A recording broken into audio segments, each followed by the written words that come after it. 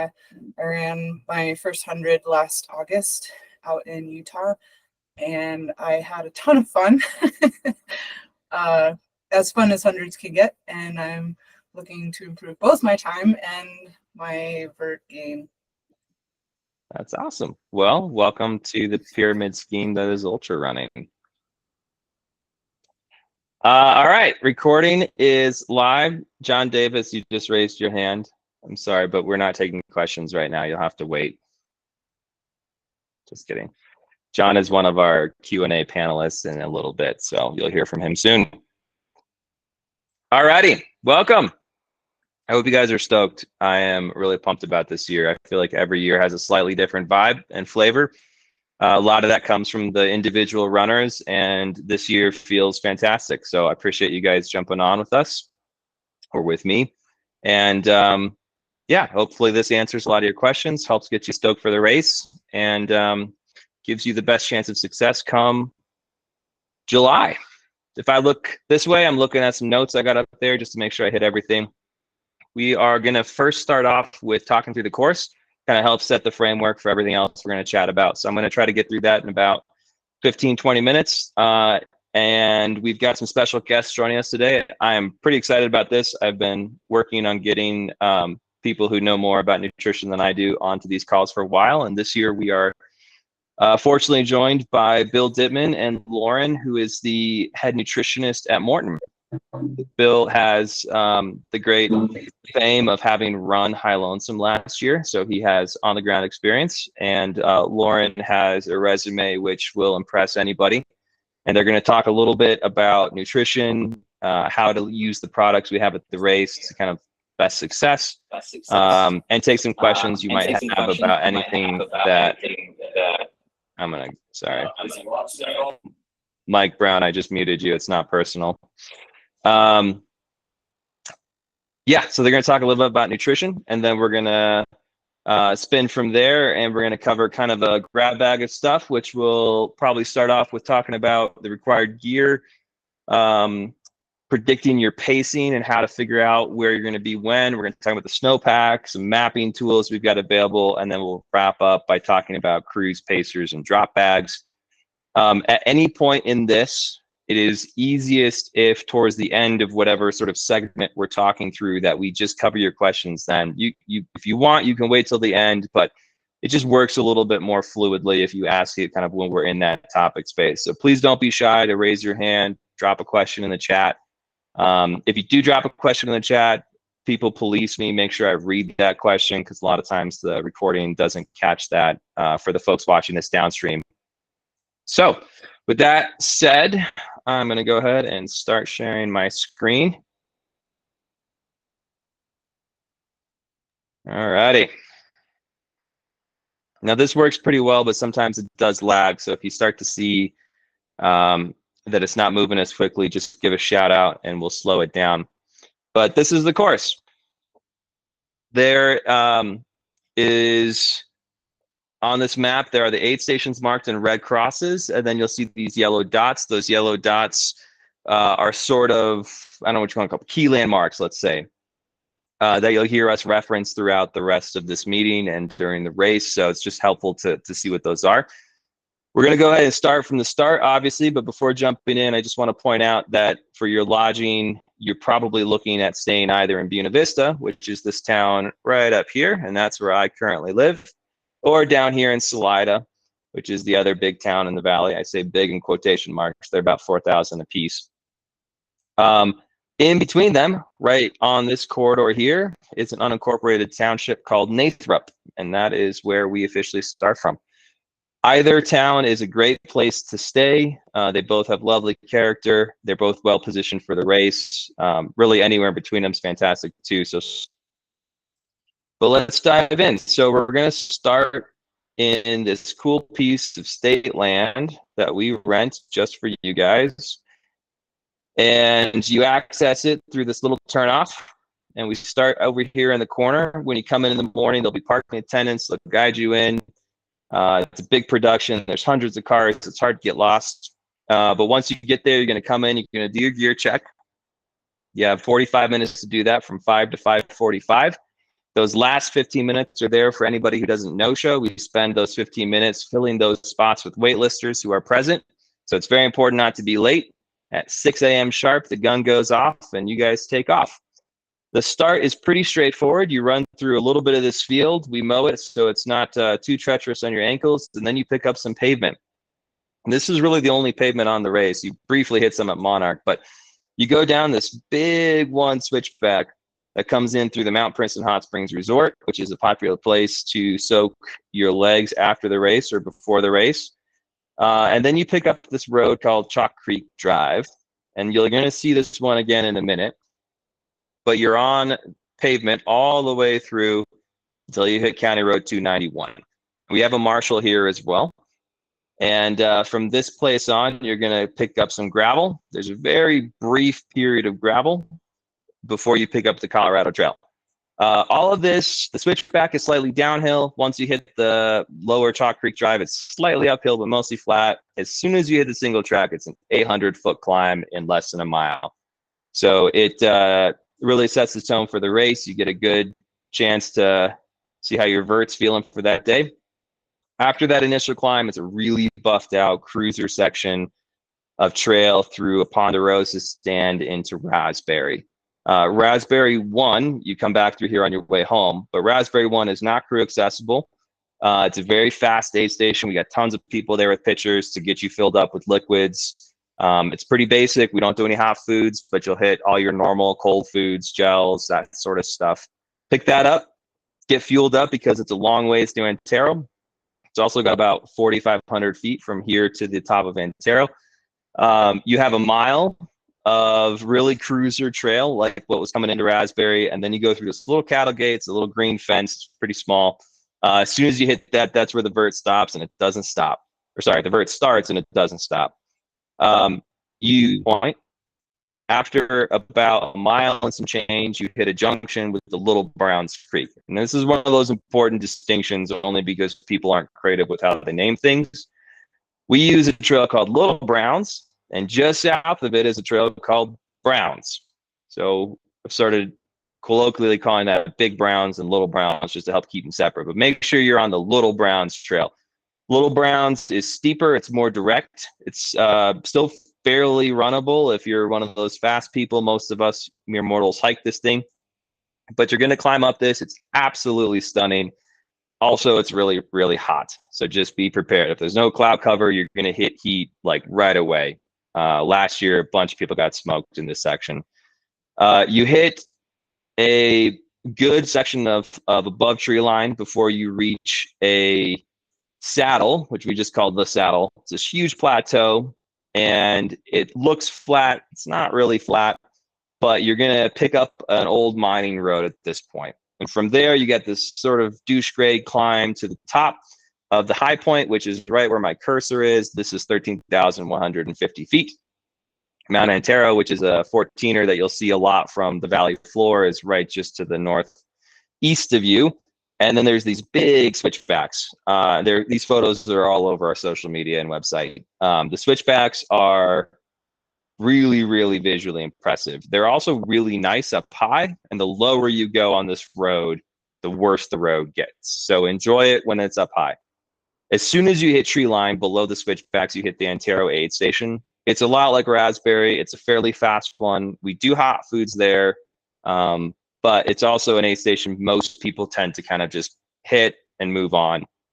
The section from below here to Chalk Creek Drive, which is that road you initially started on, it's called Baldwin Gulch, or the Antero Road, and it's brutal. It's like 800 feet a mile. It's treacherous. There's a million rocks that just want to screw your ankle up. It's usually still hot. It's just a tough road. This is the single biggest climb you have and descent that you have in the entire race. So don't overcook this. Just focus on moving efficiently. You do need to move efficiently, but don't bury yourself early. At the bottom of this descent, you're going to hit a gravel road called the Baldwin Gulch Road and the Chalk Creek Road Junction. There's a sheriff there, and you'll see a little comms checkpoint. We'll get into that later. But you basically just do a small dog leg, pop into this really cute town of Alpine, and then you go around a gravel road all the way to St. Elmo. Gravel road is relatively tame, but as you've heard so far, it's usually hot. It's douchey, it's shitty, just accept it. It's a good grind. But once you hit the ghost town, which is not really ghosty, it's quite touristy, you do a few turns, and then you're going to pick up the out and back. And we have a marshal right here that'll turn you in. But basically from here, you go just, I don't know, 200 yards and you hit the St. Elmo aid station. You hit this once, you go across, and you come back to it. So you'll see these guys twice. It's an awesome aid station. It's a local running group that puts it on. They do a phenomenal job. And this begins the section called the Laws Pass.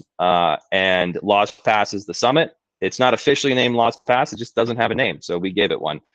At the top, there's a beautiful barrelhead. There's usually a photographer. It's absolutely stunning views.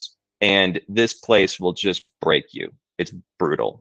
The St. Elmo side is sort of like steep, then flat, then steep. And the backside is just steep the whole way. And it's rutted and it's technical. It's 6.2 miles from St. Elmo to Cottonwood. And it's got just over 2,000 feet of vert. So it doesn't look like it should be a lot, but this will hammer you. And the cutoff at Cottonwood is 6 p.m. And typically, we didn't get this last year, but typically this is where the first weather starts to blow in. Usually around between noon and 2, a thunderstorm comes in. It's actually pretty nice because it gives you some good shade. It cools things down. It helps. There's a very brief section above tree line. So if you're there when the thunderstorm comes in, it's definitely spicy, but otherwise it's kind of helpful. You hit Cottonwood, you turn around, you slog your way back over Laws Pass. You have to look good both times because the photographer gets you there and back. One of my favorite games to play is Happy or Not. When I look at your pre-photo and then I look at your return photo, it's really fun, for me at least. You'll hit St. Elmo. The cutoff here is 8:30 p.m. So the back of the pack will be turning on headlamps right about this time. Most of the mid-pack in the front will have this well through the day and into daylight. You're going to then pick up this Tin Cup Pass Road. This is, again, a gravel road. It's fairly, I would say, moderately trafficked with four-wheelers, so it can be dusty. Remember, we're there sharing the road. It's not your road. Just because you're working harder than them doesn't mean that you have the right of way. So just, keep your head up and be polite. It's 3.1 miles to Tin Cup. Tin Cup is small but mighty. At Tin Cup, there is, I think now we're up to 8 people. It used to be just 2. Now it's 8 people, and they all dress like unicorns, and they war whoop you in. It's this beautiful spot with tons of energy. It's a very simple aid station. It's probably similar to Raspberry in terms of scale and scope, but it's key because this is just before you go back above tree line and you stay above tree line for a while. So don't sleep on that spot. Make sure you fuel up, get ready to go. Outside of Tin Cup, you pick up the Alpine Tunnel section. This area on the profile looks super mundane. It doesn't look hard. There's not a lot of vert. It looks relatively chill. But if you look on here, you can see all this white section is all above tree line. And it is a solid chunk. It's almost 4 miles above tree line. This is where dreams go to die. Because anything that you've messed up prior to this you pay for it here. If you didn't hydrate well, this is where you start to suffer. You didn't fuel well, this is where you start to suffer. If you didn't pace well, if you're not acclimated, if anything isn't perfect, you pay for it here. That said, on that chipper note, this is, in my opinion, one of the most stunning sections of the course. It is absolutely beautiful. It is incredibly remote. Search and rescue is more concerned about this section than any other section on the course because of how remote it is. So it is an absolute joy to be up there. And hopefully you're in a spot where you can really enjoy and appreciate the beauty. After you've gone over some very small, they're called passes, but comparatively, they're more just like notches. You eventually reach this thing called the East Portal. And this is an old railroad tunnel that was drilled back in the late 1800s. And it's closed now. And you hit the top of it, and you basically drop down a few switchbacks, and you pick up the old railroad grade. And this is where things start to improve because this is a 2 or 3% kind of very chill, static downhill. You're back below tree line, so hopefully you're breathing and eating's feeling better, and you just cruise on in to Hancock. Hancock is the first place, it's mile 49 and change, that you can pick up a pacer. It's also the place you can see crews from Cottonwood, so they go from Cottonwood over to Hancock. Hancock is nicknamed Carnage City because you guessed it, carnage is there. The Best piece of advice I can give you at Hancock is triage everything you can, but don't get sucked in. We're going to talk about this later when it comes to pacing, but Hancock is a place where people can spend way too much time. It's easy to do because it's a good spot, but it's also something you should be efficient in. So if you're picking up a pacer, get your crew, get it all set up, rip out of there as fast as you can. There is a kind of a reverse Antero road here. The same way Antero is shitty going down, this road is crappy going up. It's very short though. It's about a mile, I think a mile and a tenth, if I remember right. It's a good spot to walk and eat. That's the best advice I can give you. Just put down the food as much as you can, because as soon as you pop off that road and pick up single track right where my cursor is, you're going to pick up single track. And from there, this is another just stunning section. It's a beautiful lake called Hancock Lake. And this is just, it's a stunning section. For a lot of the, I would say probably the 40% of the front pack will pick this up in daylight. You'll get treated to some stunning views. You know, that 40 to 50% in catch it at sundown, and then the back half of the race is probably going to see this in dark. It's beautiful nonetheless. I haven't checked the moon cycle. Typically, we don't have a huge moon during the race, but I'll have to see what this year's looking like. There's a very small, relatively tame pass called Chalk Creek Pass that you'll climb up. It's got a couple of switchbacks. At the top of it, you have this sort of like heaven and hell descent. Parts of this descent are just cruiser. It's like soft, like there's so many pine needles that the ground almost just sponges for you. Other parts of it are like talus fields where there's really hard trail to follow. So it's a bit hit or miss. This is always wet. At least it has been, except for 1 year. So just expect to be wet.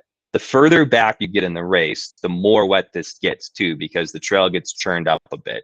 So the front folks might be drier, back folks, it'll be sloppy.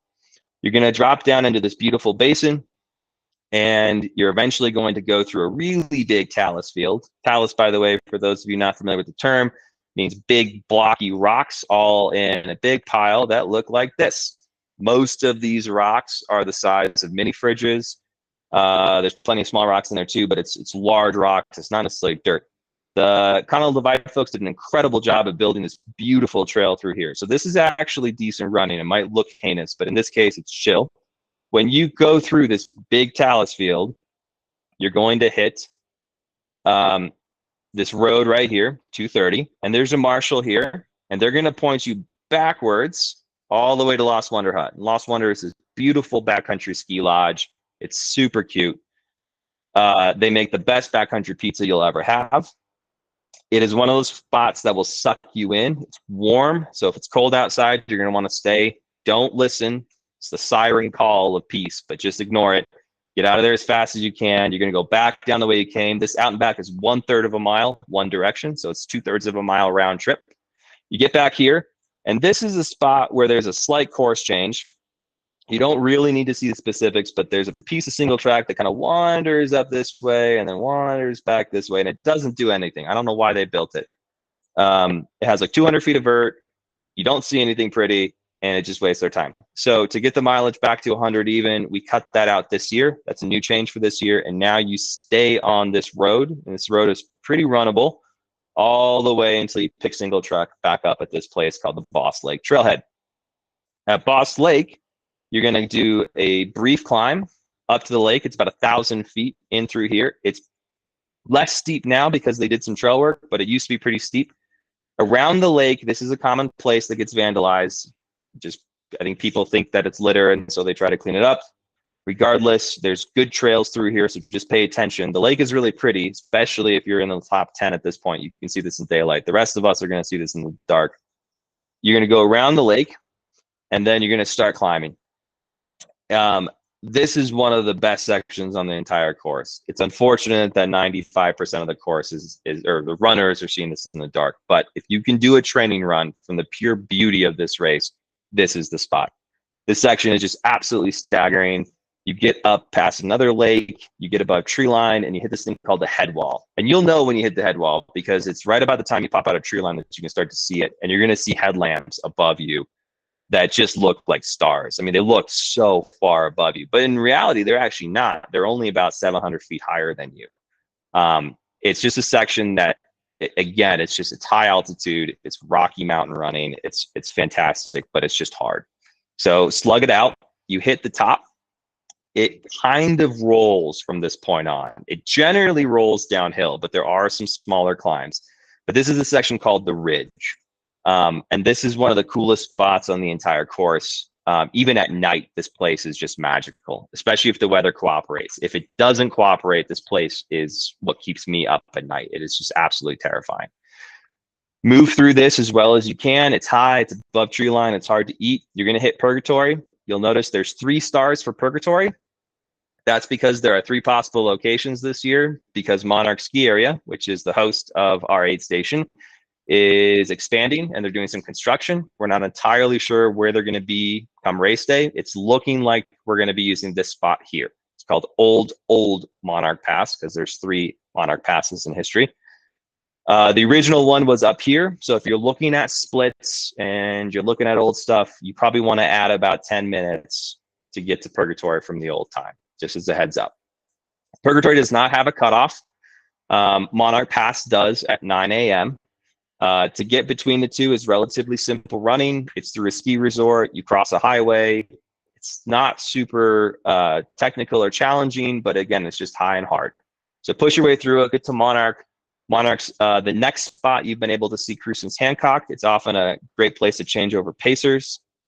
Monarch is called Fort Monarch because the aid station there is just massive and it's run by some incredible captains. They do an amazing job.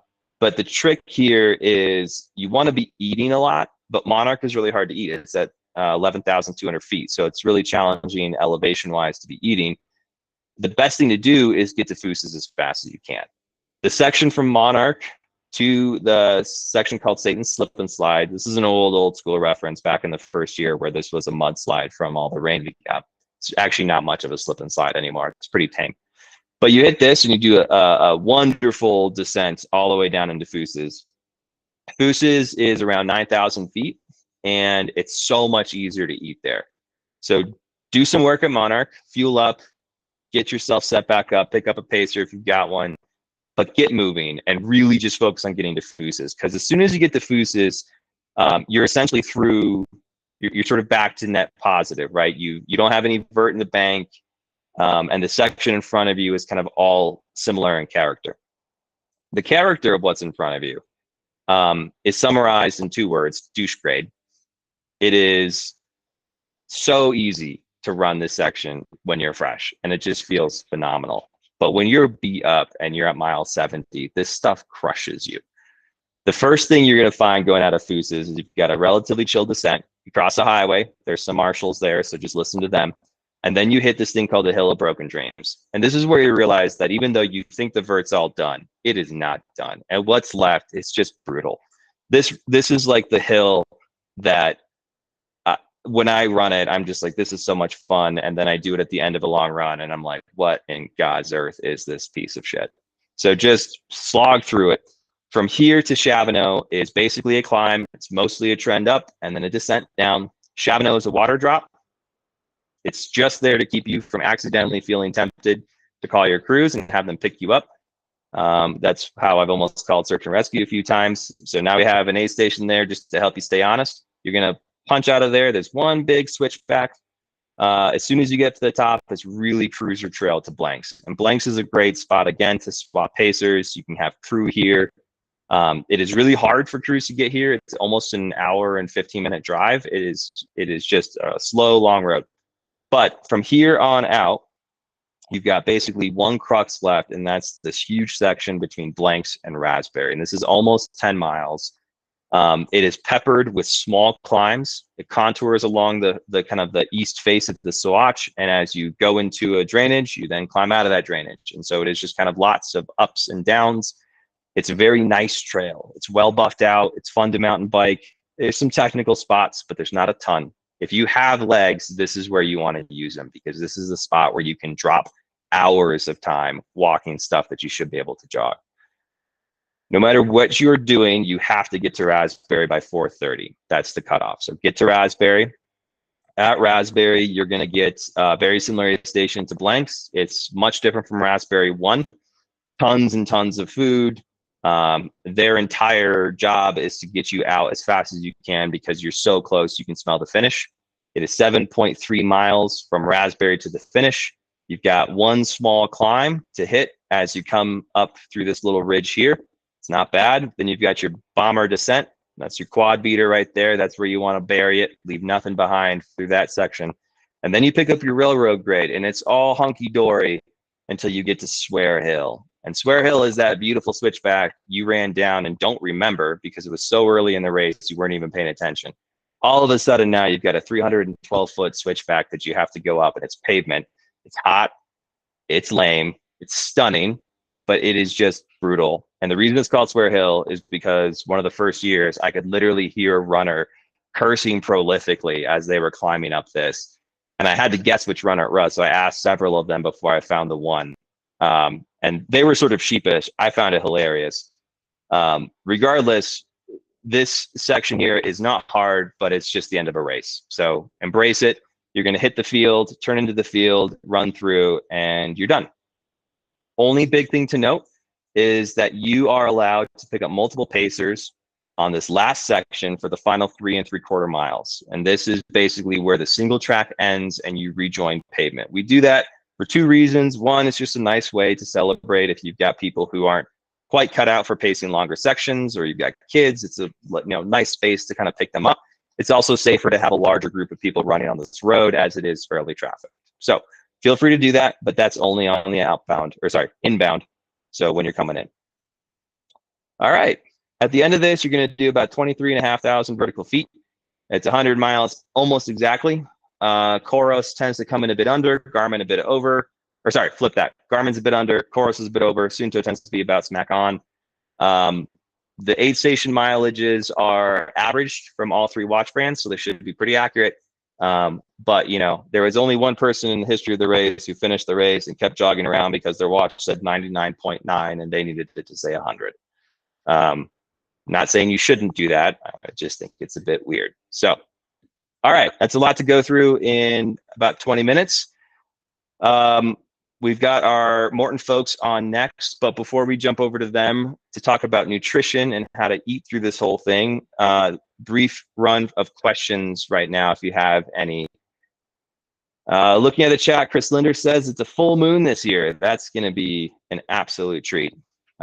Hopefully it's clear that year too, because it'll be just stunning. So thanks, Chris, for looking that up.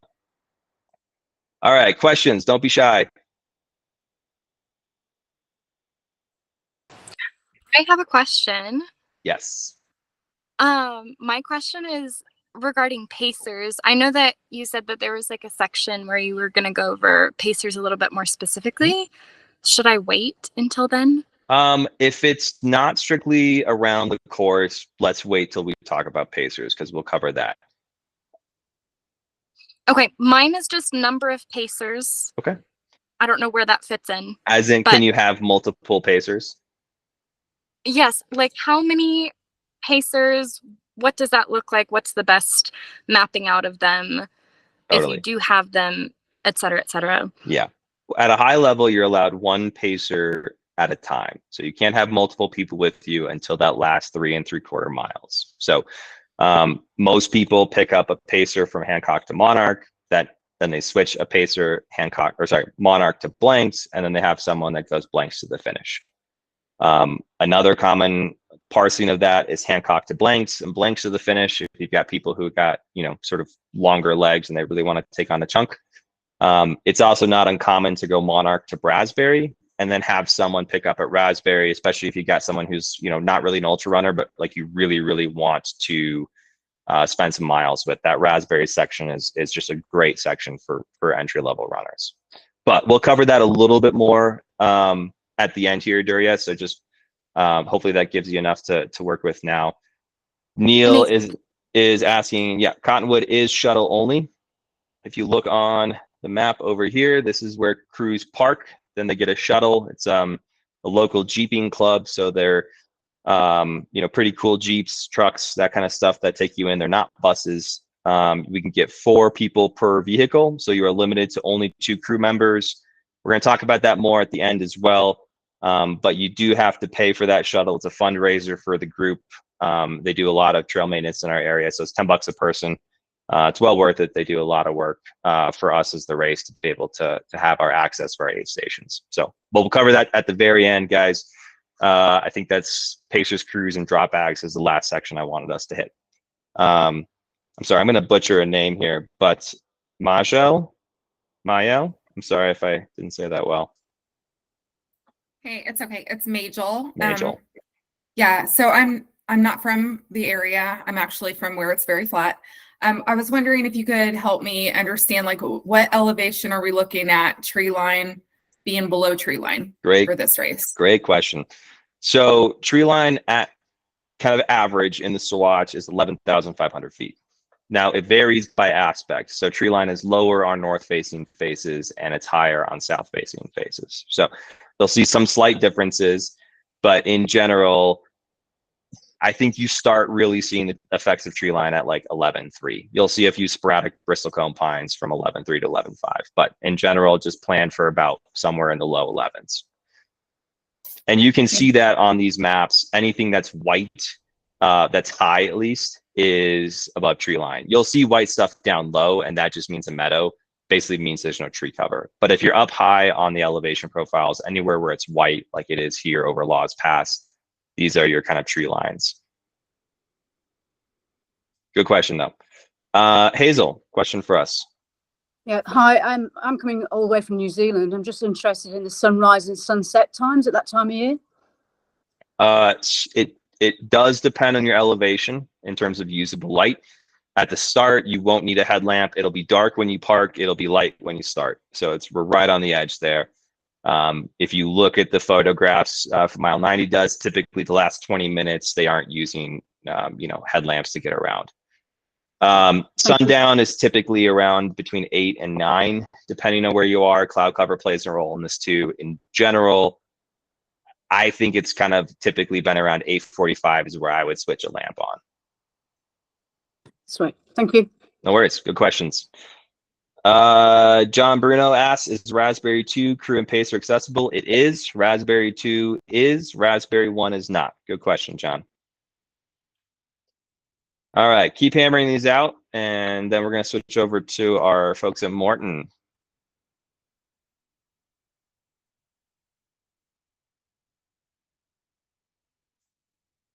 Michelle, you have a question for us.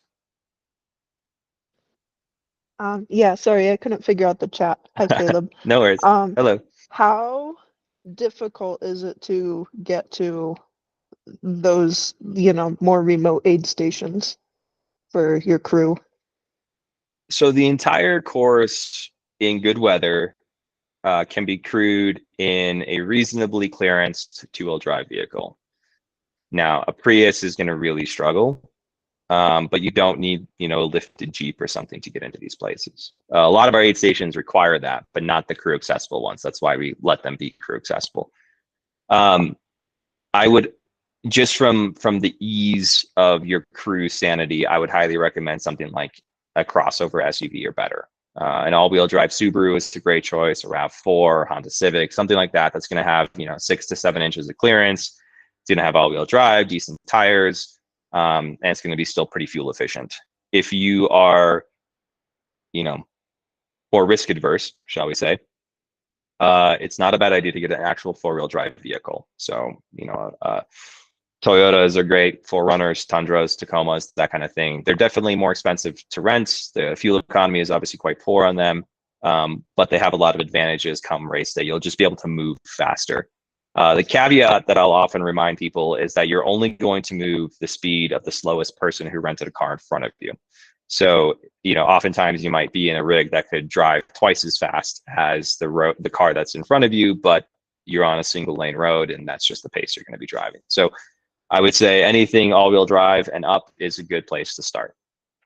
Hancock has a lot of potholes, and when those potholes fill with water, they look really dangerous, but they're typically not too bad. The one that tends to get most people is going to Blanks. Blanks is the furthest from pavement of any aid station except Hancock. but it's the furthest from any maintained county road. So it is quite a long ways in. It's not hard to drive, but it is just, I mean, let's say 45 minutes of just bouncing up and down.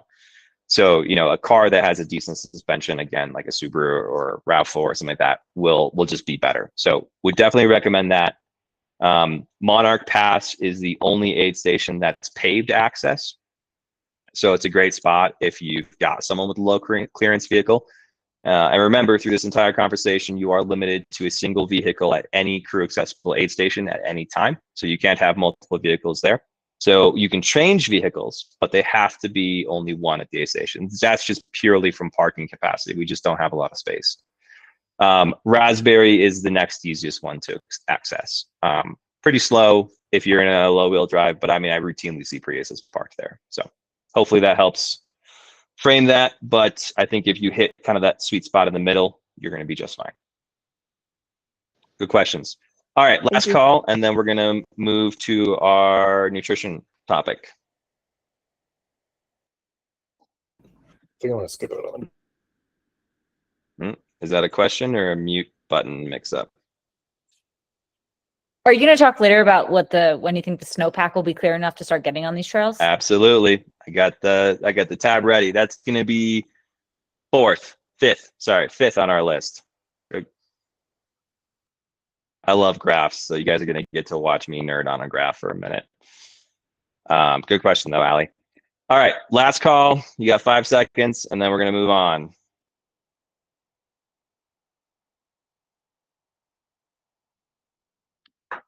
Okay, I'm going to take that as a sign to transition. Okay, as I mentioned at the beginning, but for those folks that joined us kind of late, we have special guests tonight. This is something I've been working on getting for a while, and I'm really pumped to finally pull together for today. We have 2 folks from Maurten, who is one of our nutrition sponsors this year, and they're our fuel nutrition sponsor. So we've got Bill Dittman, who is a high Lonesome finisher. He ran last year and had, in my opinion, a great race. Hopefully Bill thinks so too. And Bill is joined by Lauren, the head of nutrition at Maurten. And I am going to turn it over to them. They're going to talk a little bit about what just sort of you should be thinking about as you fuel for an event like this. And then we're going to get into some Q&A for a chance for you guys to ask kind of nutrition specific questions. Not all of that obviously will be targeted toward Maurten, but this is a great chance to take advantage of people who are trained professionals as opposed to just experienced sufferers like myself. So with that said, I'm going to go ahead and turn this over to Bill and Lauren. Thanks, Caleb. And while I introduce us, if you could just make sure that Lauren has the ability to present. Absolutely. Let me search and give her that right now. Great. Thank you. So, hey, everyone. As Caleb mentioned, I come to this race first as a participant. I ran last year, got to experience what all of you will be experiencing in just a few months or a couple months, and so excited for all of you. And really also very excited to be able to offer Maurten as a nutrition at aid stations. So I will be there again this year as a participant, cheering all of you on, as opposed to running the loop myself. But we couldn't be more excited about helping hopefully all of you make that awesome loop in a couple months. I am with my colleague Lauren Thomas, who's a performance nutritionist at Maurten. So what Lauren's going to kind of spin us through is just kind of getting a little bit into Maurten hydrogel technology and how you can utilize it to fuel at all the different aid stations, what products we have, and a little bit of the science behind our products. So as Caleb also mentioned, questions are encouraged. Feel free to drop them in the chat or raise your hand when we get done giving you the presentation. So with that, I will hand it over to Lauren. Awesome. Thanks, Bill. Hey, everybody. Caleb, thanks for having us. Super excited to be here and chat with everybody. Yeah, as Bill said, my kind of goal for tonight is to make sure that you're educated on the Maurten product so you feel comfortable and empowered at the aid stations, being able to understand what we have out there for you. And then as well, just kind of give you some insight into where is the sports nutrition research right now in terms of fueling ultras. Like, what are we seeing is like the best recommendations that I can give you, and how do we make sure we get you through the race feeling good? So I'm going to share my screen real quick and just kind of show you some slides here if you bear with me. While she's getting that set up, Caleb, when you were talking about that 4-mile section above tree line after Tin Cup and you were giving all those warnings, I felt like you were talking directly to me. I felt like you had some intel on how I was feeling around those sections. So it's a brutal section, man. I think it's so overlooked as a crux for runners, but man, I think that was one of the sections when I ran it early in the days of like coming together with the race idea that I remember just being absolutely enamored with it. And then I got to see how it played out with runners and being like, I think the first year I told people it's sort of a gimme. And then I was at Hancock and I just watched the like destruction come in, and I felt a decent amount of shame for having undersold that section. So all right. Okay, can we see this? no, Lauren, I think you might be sharing I think we're seeing your video screen. I think Okay. if you can just share a tab, Lauren, it'll stop the mirroring effect versus sharing the screen. Okay. Sorry about this. Give me 1 second. It's all good. I'm sorry I'm using Meets instead of Zoom. I know most people are more familiar with that. It's no problem. And I am just making sure I gave you all the right permissions too. So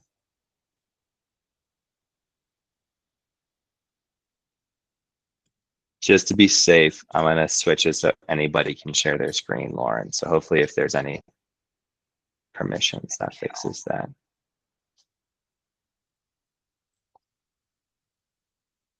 Bill, while Lauren's pulling that together, you want to talk us through what we're going to have at the aid stations from a Maurten perspective? Yes, I'd love to. So we will have our full assortment of products. We will have gels, we will have drink mix, obviously mixed up, and we will have our solids, which is our take on the bar. So we will have both non-caffeinated and caffeinated gels. We will have our drink mix 160, which is non-caffeinated. And then we will have our solid bars, which come in 2 different flavors. One is a cocoa flavor, and then the other just doesn't have the cocoa powder in it. So it is more of a sweet oat bar taste. Really simple ingredients, as Lauren's going to get into. It's really simple ingredients, really simple flavors. But we find that especially in a race like this, where it becomes pretty difficult to stomach really flavorful products for hour after hour after hour. Maurten can be a real solution for that issue. Nice. And talk us through, we've got a couple of different sizes of gels that we're going to have this year. Correct, yes. So we will have our gel 100, which is 100 calories and 25 grams of carbohydrate.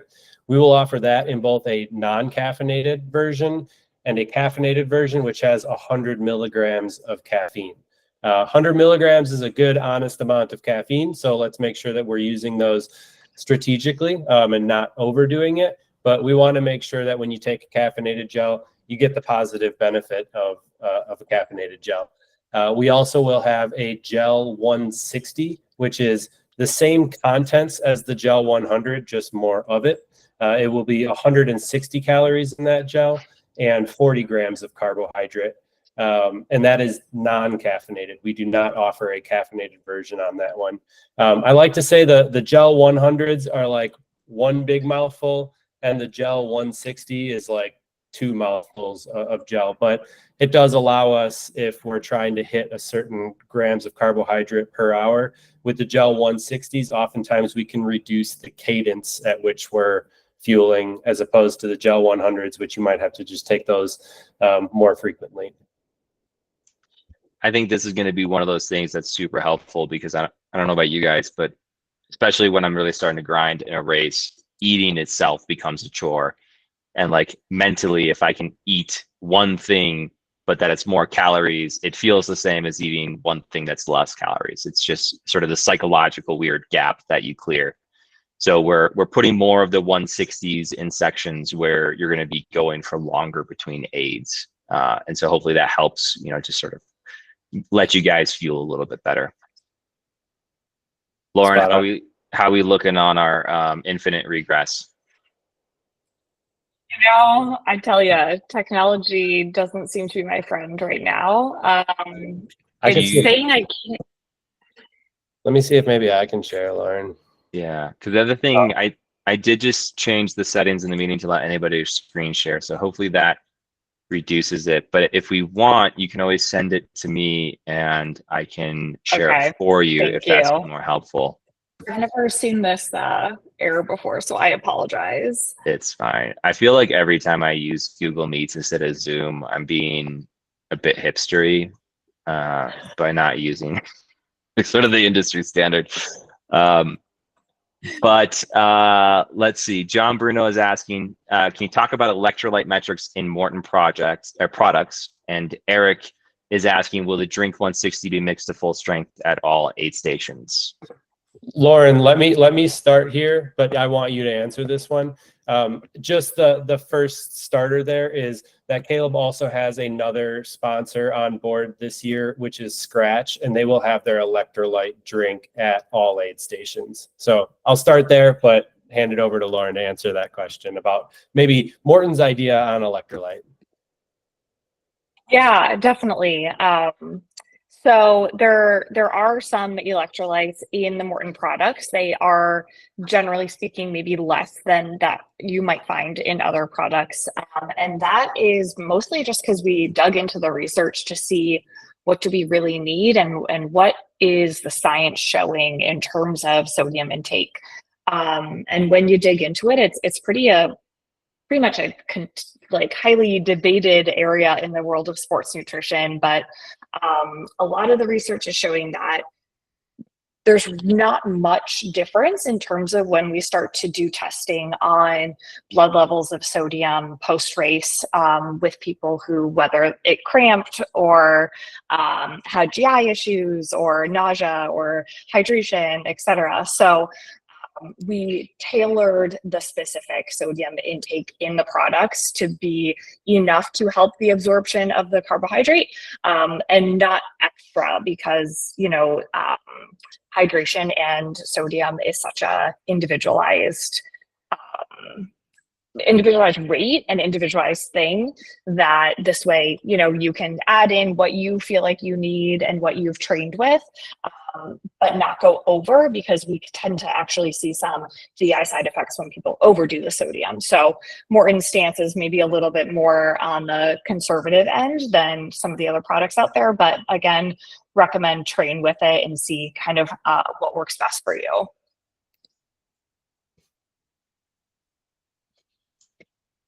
Awesome. Appreciate that, Lauren. And then Eric, your question about the drink mix caloric count, correct. It will be 160 calories per 500 milliliters. So while we're just kind of, go ahead, sorry. No, sorry. There's just another question in the chat that asked about Tailwind. And yes, we love Tailwind. We appreciate their support for many, many years. But they will not be at the aid stations this year. You're still obviously welcome to use it if you're used to that, but we'll have the Maurten drink mixed at 160 calories per 500 mil. Scratch's electrolyte mixed at their recommended dosage, which I don't know off the top of my head what the calorie or I know it's around 60 calories for 500 mils, but it's a very high electrolyte count. And then we'll have just plain water. Cool. All right. Bill, were you able, or Lauren, were you able to figure out the screen share? Is it just not working? It's not letting me either. It's denying me. Can you guys? I don't know what's going on. We can just. I mean, we can talk through it. Why don't you just send it to me via email? I'll pull it up, but you guys just go ahead and get started, and I'll work on getting this on screen as fast as I can. Sounds good. No worries. Cool. Thanks. Yeah, I can just start start kind of talking about the background of Maurten while we're getting that up.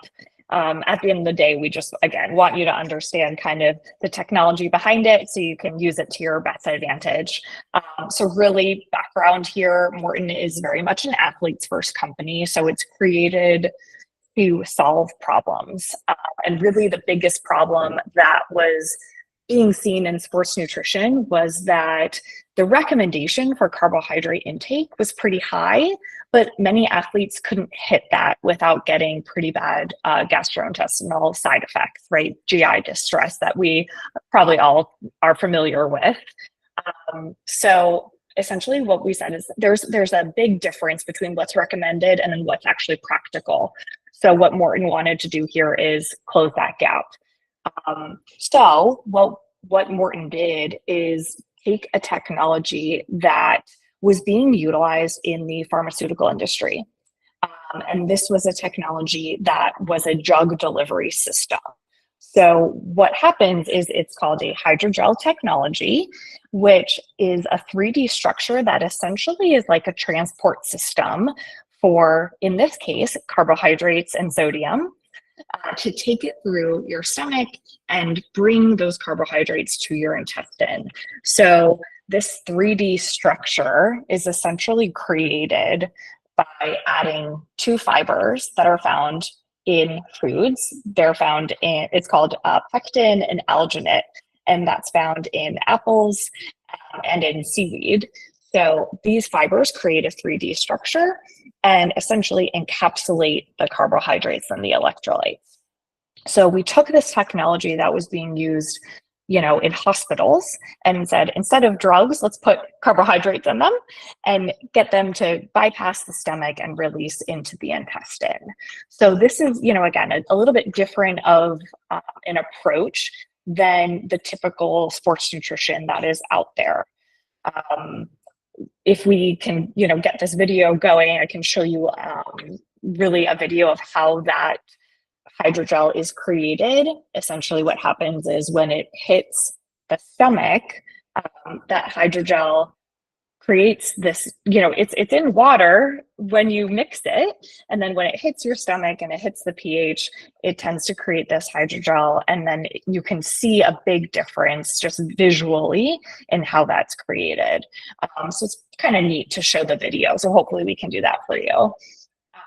As Bill said, we have created both drink mixes and gels. So essentially, the drink mix creates the gel when it's in your stomach, and then we created that gel on the outside so you can take it from a sachet instead of having it to go in through a drink. And this way, again, easier to get in, just another form of the same gel technology there. So we have the drink mix 160. Which is, 160 calories. And we have, there's no caffeine in that product. 160 calories means it's going to be 40 grams of carbohydrate because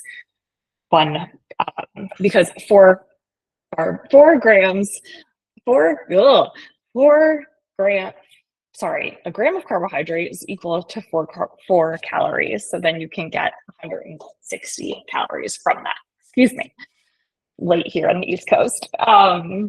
So we have our gel 100s, which are 25 grams of carbohydrate, and then the gel 160 for 40. So again, it's just how can we get in a good dose without feeling like you have to eat a lot at once.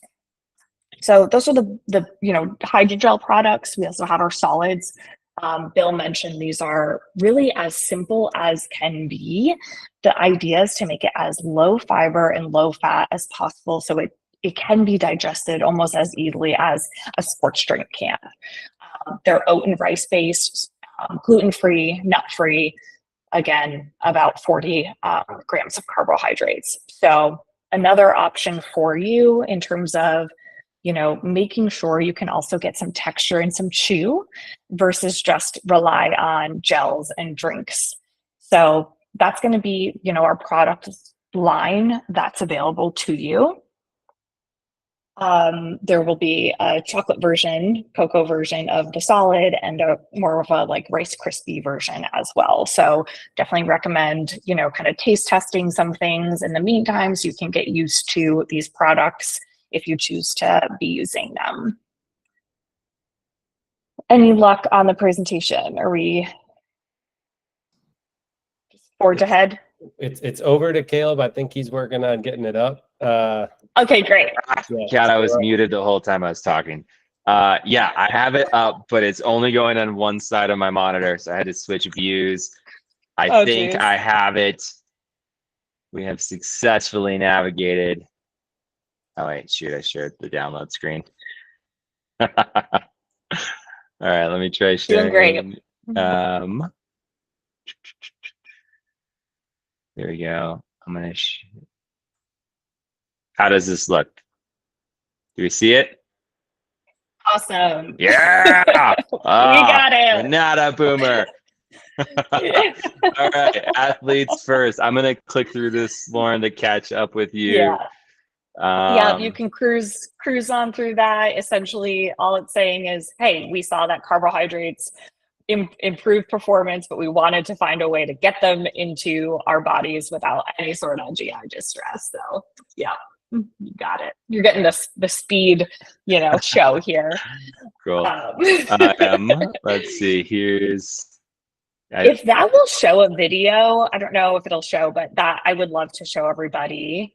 This is the drink mix. I just hit play on the video, but it does not appear to be playing.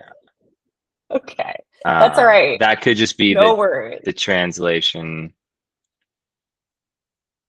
Yeah, I'm sorry. All right, I'm gonna go ahead and move us if it will let me now. There we go. Okay. Okay. Here we go. Great. Those are, there's our drink mixes. Again, the black sachets are non-caffeinated. We won't have the 320 on course. The 160 will be the drink mix option available. The 320 is a little bit more viscous, 80 grams of carbohydrates. So those are our drink mixes. The next slide should show our gels.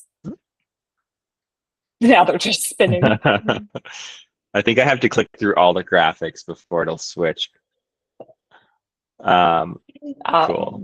Great. So, yep, 25 in the 2 gel 100s and 40 grams in the 160. So when we start to talk about grams per hour that we're going to recommend, this will hopefully be able to connect a little bit more as you build your race plan.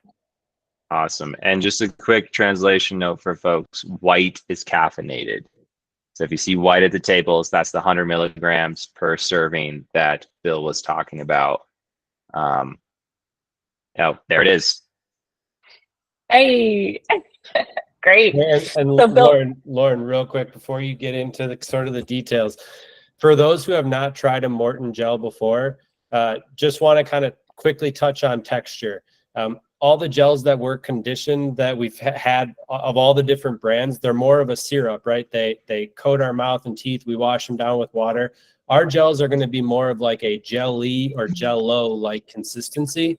So it's going to be a thicker consistency. But what's nice about that is it doesn't coat your mouth. And as soon as you swallow it, it's off the palate. So it is easier to consume. Both the non-caffeinated and caffeinated gels are unflavored, so no flavors, no colors, no preservatives. So there's gonna be a sweetness to it for sure. Carbohydrates are sweet, but no flavor there.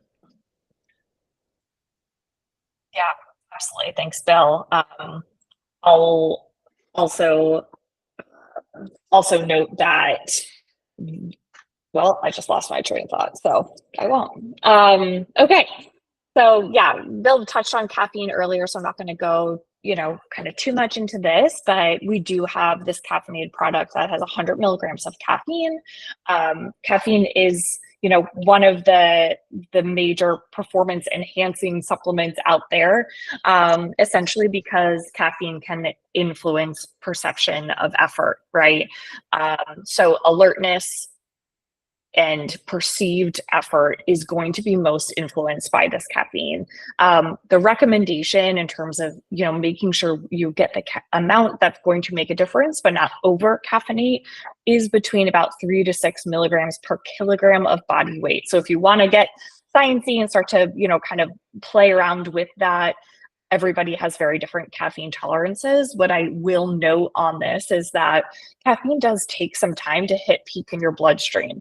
So if you are kind of thinking about, oh, I'm going to really need this caffeine at this time in the race, or I want to kind of time it out, think about backing it up and taking it in about 30 to 45 minutes before you're really going to really kind of want that caffeine to peak. And this can be helpful just in terms of as you're looking at your greater kind of race plan and the day. This can, we want to use it intentionally, and we want you to use it for, kind of the best you can. All of our products also have water as the first ingredient. So I always like to point that out as well, that, obviously we still want you hydrating appropriately. Thankfully, as Bill said, you can kind of get these gels in a little bit easier because they are water-based. So just an aside if you're not familiar with them already. Thanks. Those are the solids. I think we've chatted about those a bit. Again, oat and rice based, so gluten-free if anyone's concerned about that as well.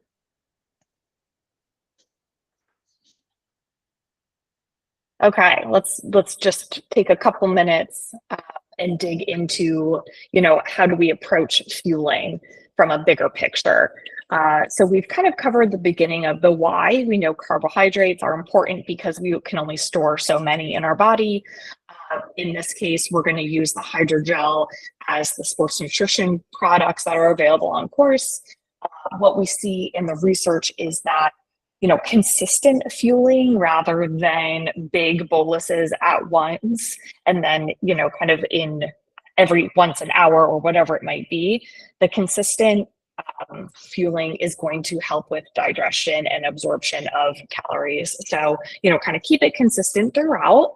And then the recommendations of how much to get in, right? So when we start to look at the literature, we're seeing the recommendation of about 30 to 60 grams an hour of carbohydrate as a baseline. Now, certainly people are going over this as well, but to start, due to, the fact that we aren't just burning carbohydrates because of the intensity and the duration, we're burning a mix of carbohydrates and fats here. So we want to leave some room in those calories for some protein, for some real food options throughout, right? So that's why this might be, if you're used to hearing about 90, 120, these very high carb amounts that some people are taking in, certainly doable. We like to, kind of follow along with that 30 to 60 to start, and then be able to build up from there as you feel comfortable.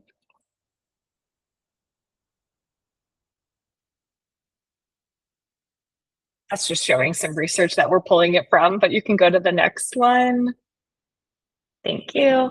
So this is straight from our fuel guide on the website. Highly recommend. We have some great tools on there. Essentially what we did is we said, okay, if we have to, kind of apply the Maurten products to the recommendations, how do we hit that? You'll see this includes preloading the day before and pre-race. So making sure our carbohydrate stores are saturated going into the race and any long run, right? We're going to want to preload carbohydrate, drink mix, or solids. Easy way to do this. Obviously, real food is always first. So making sure you're getting ample carbohydrates in your diet. During the race, you can see examples of how to hit that 30 to 60 gram per hour of carbohydrates. So that would be one drink mix, 160 is 40 grams. You want to do 2 gels for 50. You can kind of mix and match. And the whole, goal of Maurten is to have a modular system that you can choose from to kind of fit your needs, whether that's going to be the texture you're looking for, the fluids you're looking for, being able to chew, etc. So, highly encourage you to play around with different products and see, again, what works best for you.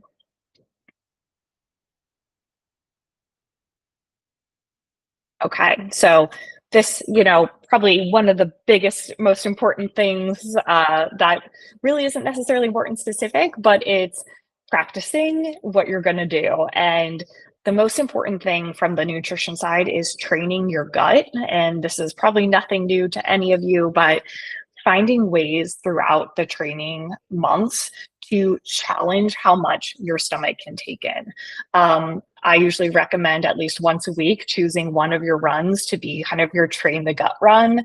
And maybe that's going to be eating your meal close to when you're heading out the door, when normally you would have more time to digest, or it's pushing the carbohydrates from 60 to 75 an hour, or it's using a combination of different products to test what you want to make sure the combination works. Maybe when you do just gels, it works. When you do just solids, it works. How about when you try to combine in some real food, right? So really start to train that gut and push it. Surprisingly, this gut training can also be done just by eating ample carbohydrates during the days, because it's actually kind of cool. Science nerd alert, but like we build more carb receptors in our stomachs the more carbs we eat. So we're just giving ourselves more ways to absorb that when it comes down to race day. So thinking about your daily intake, training the gut so you can tolerate the amounts that you want to on race day, and then tracking and logging and customizing. Everybody's going to be different with what they want to do and how they want to approach their nutrition. But the best thing you can do is really take note of, sweat rate, take note of hunger, take note of nausea, all of these things during training so you can kind of course correct over the next couple months. The last thing, just logistically, of course, is it going to be flasks and bladders, and how are you going to get this amount of fuel in, and what does that look like? So taking the time to kind of really deep dive into that ahead of time, I think, we just want to set you up for success on our end. So that's all I have. Bill, if you have anything before we jump into Q&A, please feel free to jump in. No, I think you covered it, Lauren. But yeah, if there is one question, Lauren, and it pertains to any chance you can talk about the differences in glucose to fructose ratios of 2:1 versus 1 to 0.8 for high carb fueling plans over 80 grams per hour. Yeah, love it. Yeah, so Maurten is based on a 1 to 0.8 ratio, and that's based off of kind of that newer research, like you're saying, that if we want to be pushing carbohydrates higher, we can get the ratio that's going to saturate those transporters more. So 2:1, still great, just we're seeing that newer research showing the 0.8 maybe allowing us for a little bit more bang for the buck in terms of what you're going to be able to tolerate and what your stomach can digest and absorb in a shorter amount of time.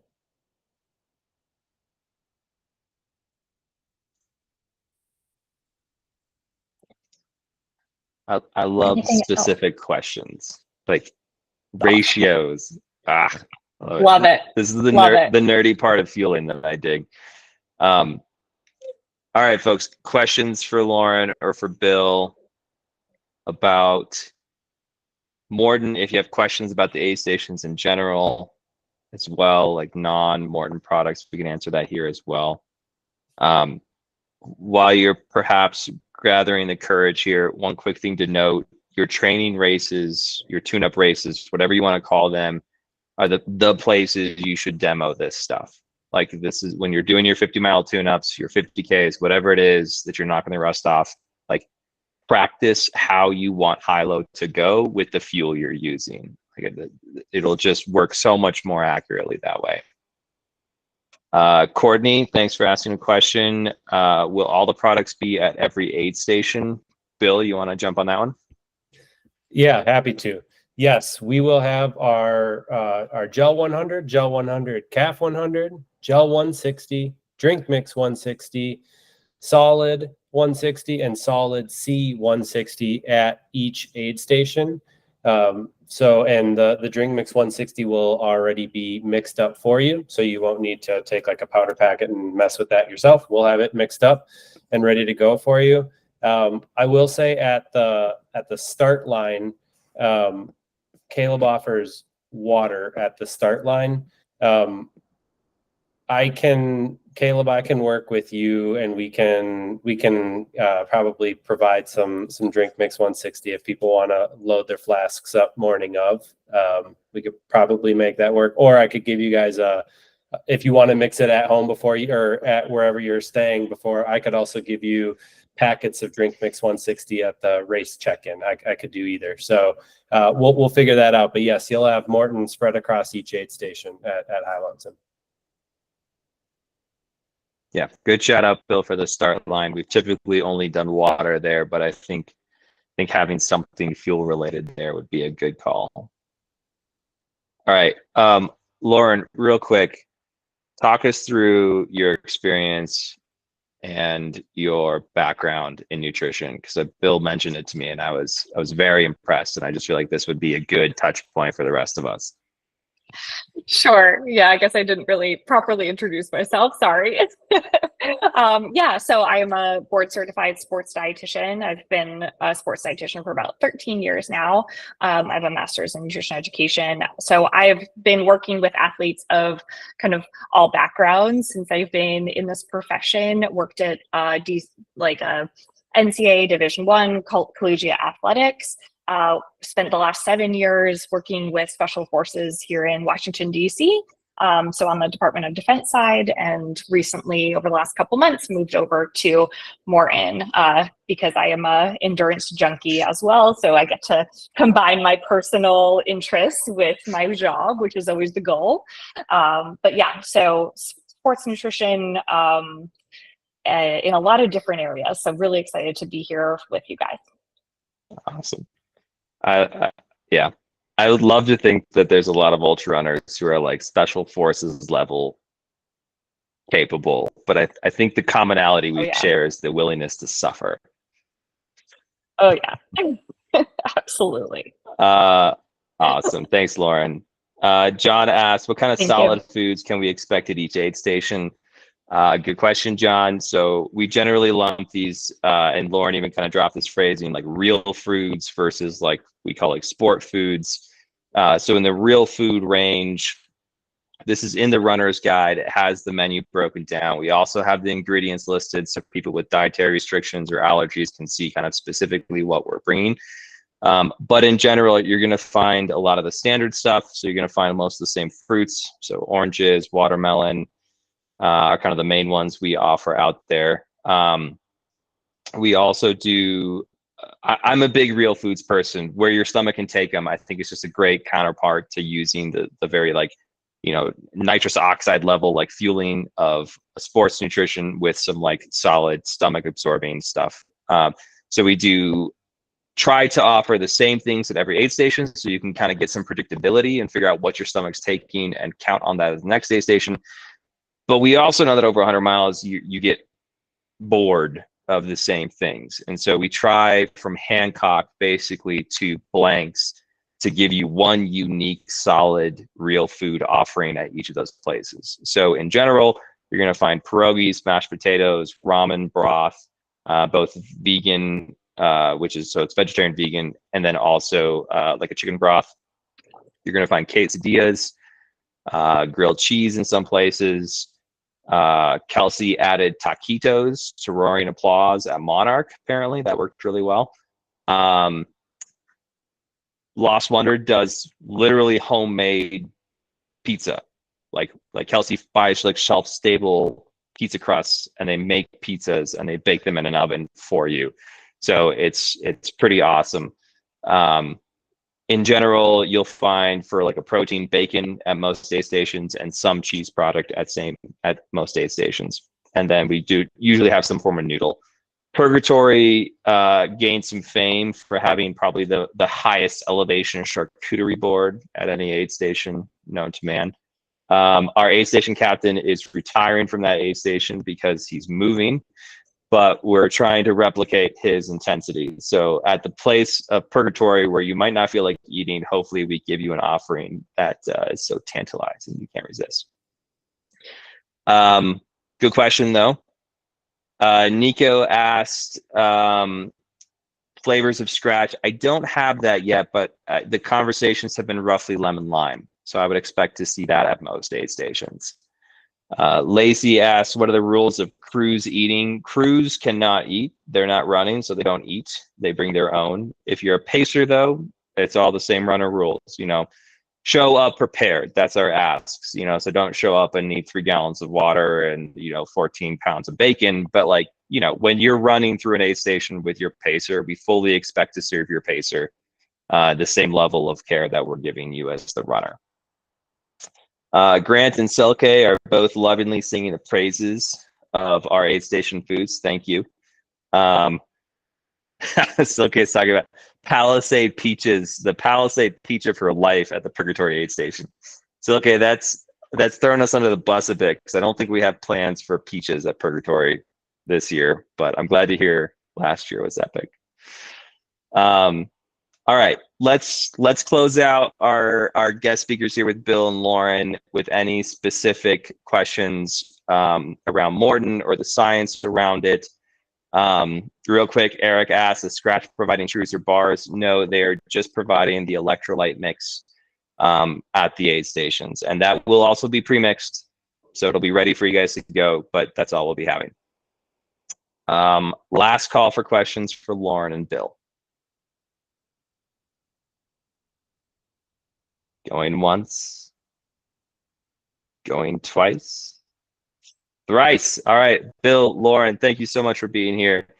It's so nice to have scientists involved in this conversation rather than us witchcraft wizards down here. So thank you for joining us. I'm sorry about the technological glitches. Thanks for persevering with both of us.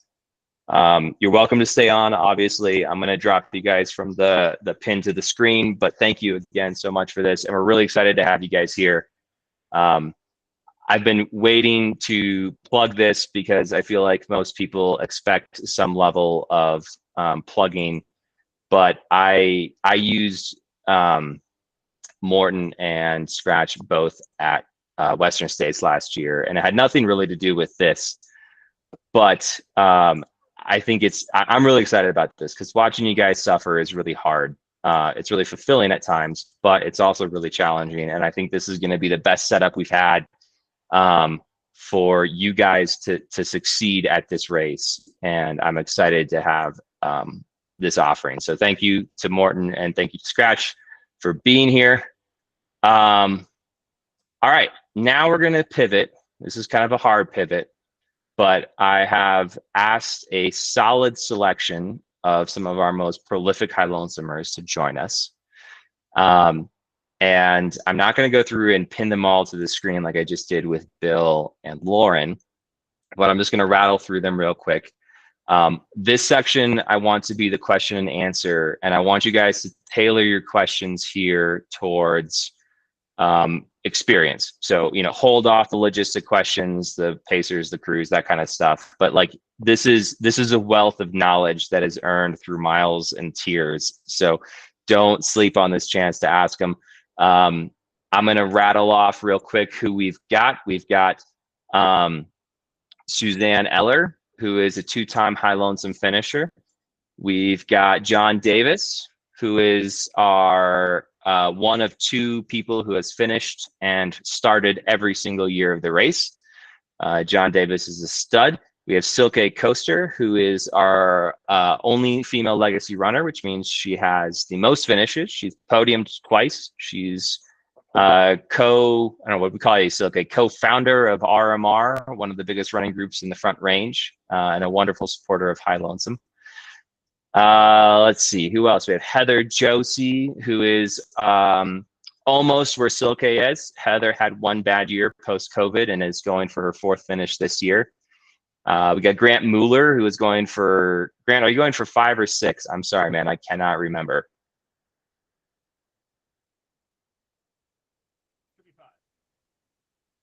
While Grant's figuring out his mute button, we've also got Brian Witzel, who has 3 finishes. Brian's based out of South Dakota. Grant just chatted. He's going for his 5th finish, which is fucking awesome. Let's see. Who else did I know? I forgot somebody, and I'm sorry. Who else did I forget? I gotta look at my list. I got Phoebe. That's it. That's who I forgot. Phoebe Erdman is her going for 2 finishes as well. Across this list, we have people from lowlands, but not flatlands, as Grant educated me last year. We've got people who are at the front of the pack and the back of the pack, men and women. So this is a really great cross section of the sport. It's a great cross section of our race. So why don't we, normally I would ask folks to go through and kind of give their little sound bite, but since we're short on time, let's just dive straight into questions. So runners this year, what questions do you have for someone who's run this race before? What do you want to know? Take it from here. I would love to kick this off. I personally have a really hard time eating at tree line or above it, which I'm sure is not uncommon. And for the group that's here who have run this race, like, how do you trick yourself, or do you just like throw it down, hope it stays? Is it more of a like you like just suffer through it? Are there pieces of food that you love and that you've trained on and that's what you eat? Et cetera, et cetera. Like, how do you get the calories in when your body just simply does not want to eat them? I tend to do a lot of liquid calories up high, and so I have been a tailwind person for a long time. Solid foods, same as you, tough to get down when I'm up high. So I really mostly stick to liquids, and then I am also a big fan of Coca-Cola. The classic Coke diet.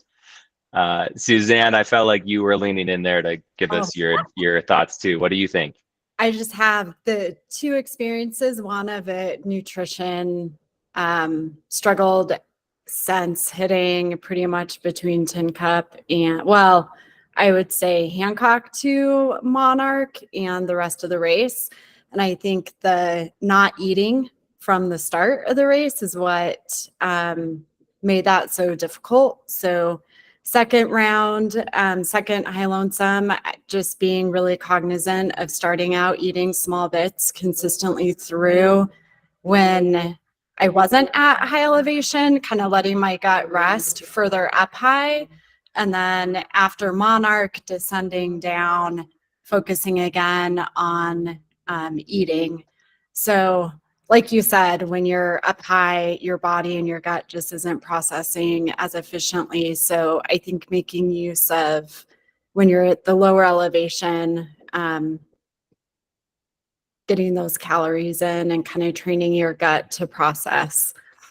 And then also from volunteering at Monarch, getting down, just get down, take your food with you, take your snacks with you, and, you know, slowly continue to get down and then focus on eating. You don't have to stuff it all in at once up there.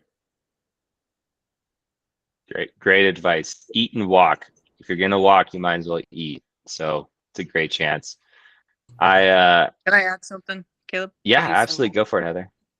Hey, so I guess I'm probably an underfueler. The important thing to know is you're not gonna die if you're underfueling. You'll just feel like shit. So I think I did the last 30 miles of Leadville on some ginger chews and probably 6 saltines.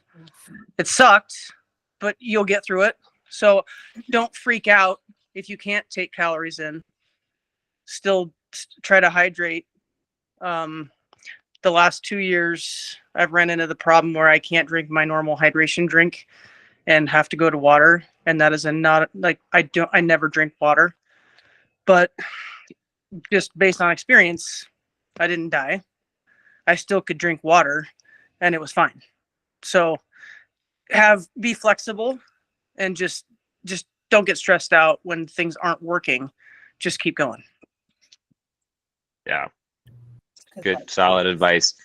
Grant, Mueller, 5-time finisher, said Hancock to Monarch is tough at night. Lots of liquid calories there. From my style of fueling, I totally agree. It's hard to get solids above tree line. So if you can, liquid calories is great. To Heather's point, if you can't, anything works, right? Just get as much down, as little as down as you can.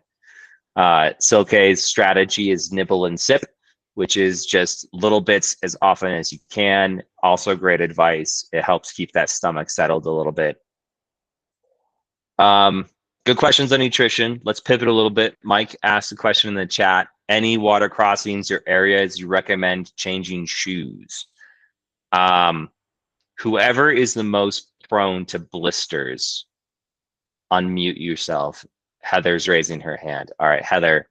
By the way, there are some people on my screen that I can't see. So like Grant and Brian, Phoebe, don't hesitate, just jump in and interject. But Heather, lead us on this blister water crossing charge. You're muted, Heather. Sorry. My first year was a very wet year, and I think maybe the second year also was. I stick shoes at Cottonwood. You may or may not need them, but historically Cottonwood's pretty wet on the the green timber side. You might get wet right after you leave, but it's kind of nice to put on some dry shoes for a little bit.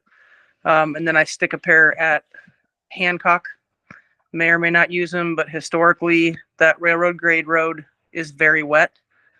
If it's a wet year, you might get some dry feet for a mile or two. And then in the lowlands before Chalk Creek, you might get soaking wet again, but it's nice just to have some dry socks for a minute. And then I'll stick a pair at Monarch if I haven't used anything at Hancock, just for fresh shoes, fresh socks. But I stick socks in every single drop bag just in case. Also throw in spare insoles in your shoes because that can also make a difference.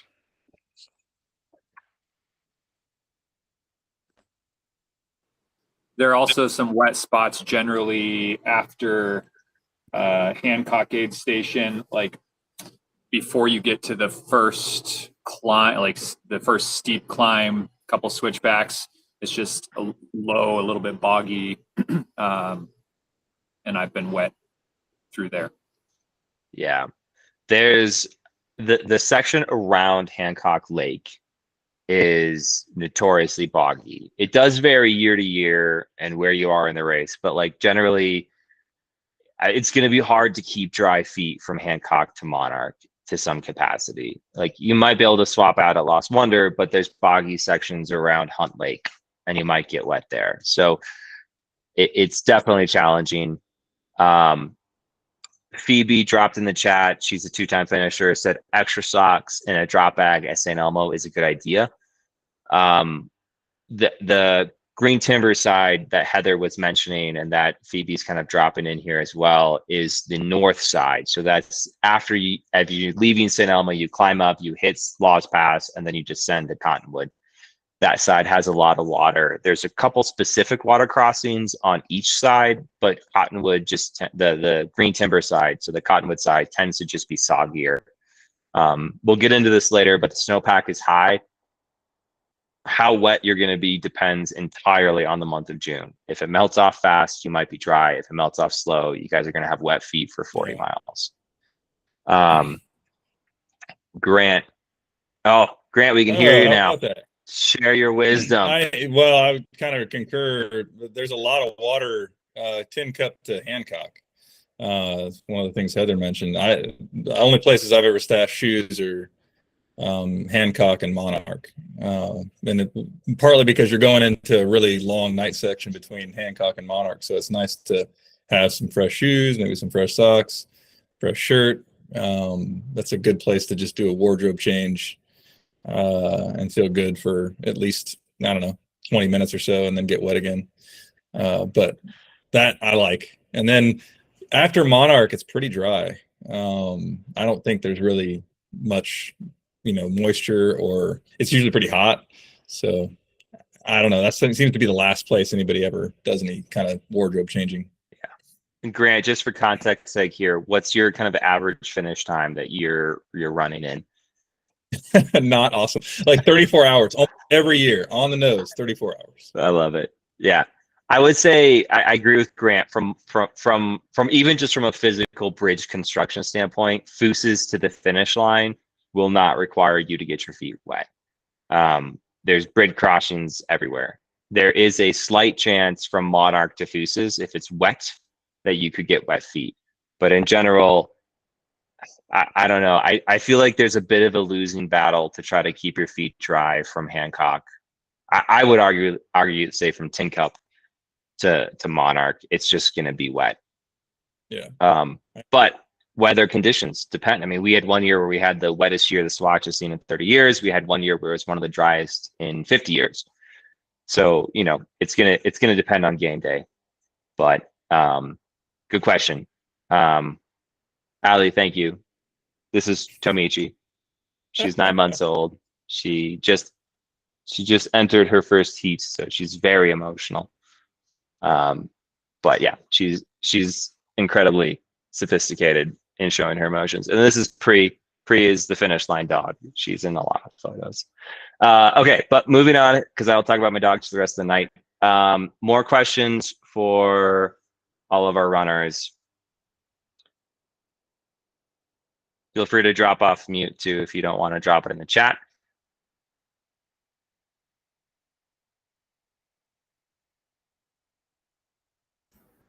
All right, I'm going to ask a question that usually gets asked just in case this is in people's minds. Let's see, Silke and Phoebe and Brian, you guys haven't had any airtime yet, so I'm going to ask this to you guys. But if you had to scout a section of the course, if you only had one weekend or something to come out and do some miles, what section would you say people should scout the most?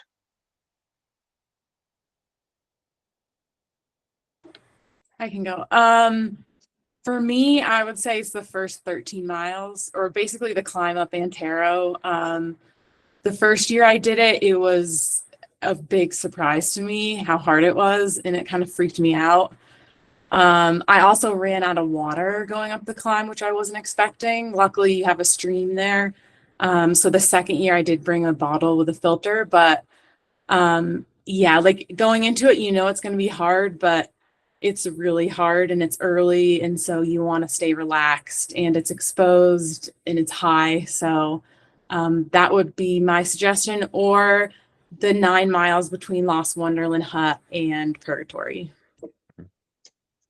So that's the Little Browns climb. So Raspberry to the kind of top of the switchbacks, or Lost Wonder through the head wall and the ridge to Monarch and Purgatory. So great advice. Silke, Brian, what do you guys think? I would do, gosh, it's a hard question.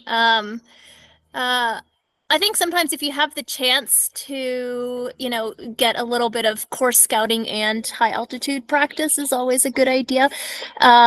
So the section from like St. Elmo,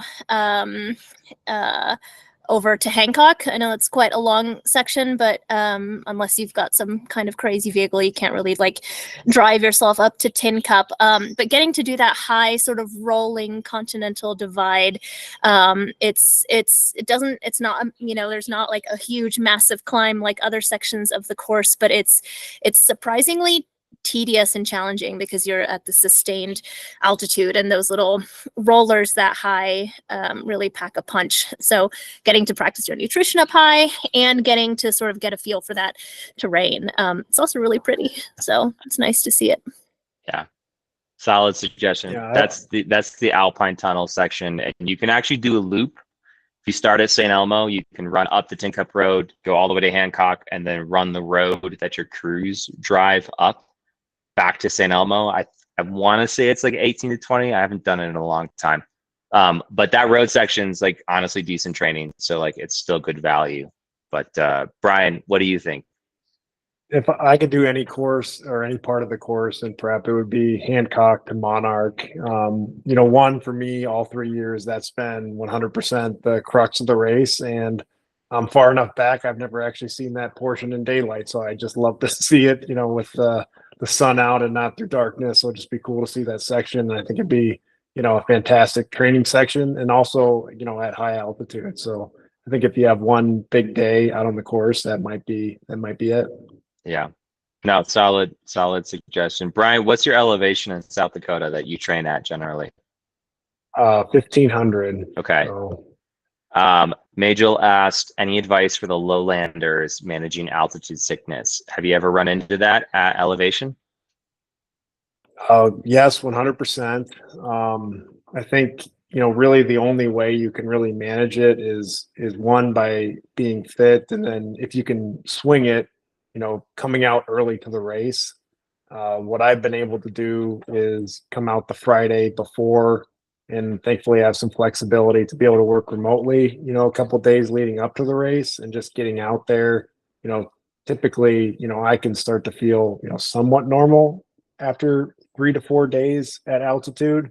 So that time really benefits, other than that, being able to have some experiences when you do, make that drive or that flight to get to altitude, just to see how your, body reacts. If because for everybody it's going to be a little bit different, but it's such a wild card because it's just such a different thing for everybody. So, but that has worked for me.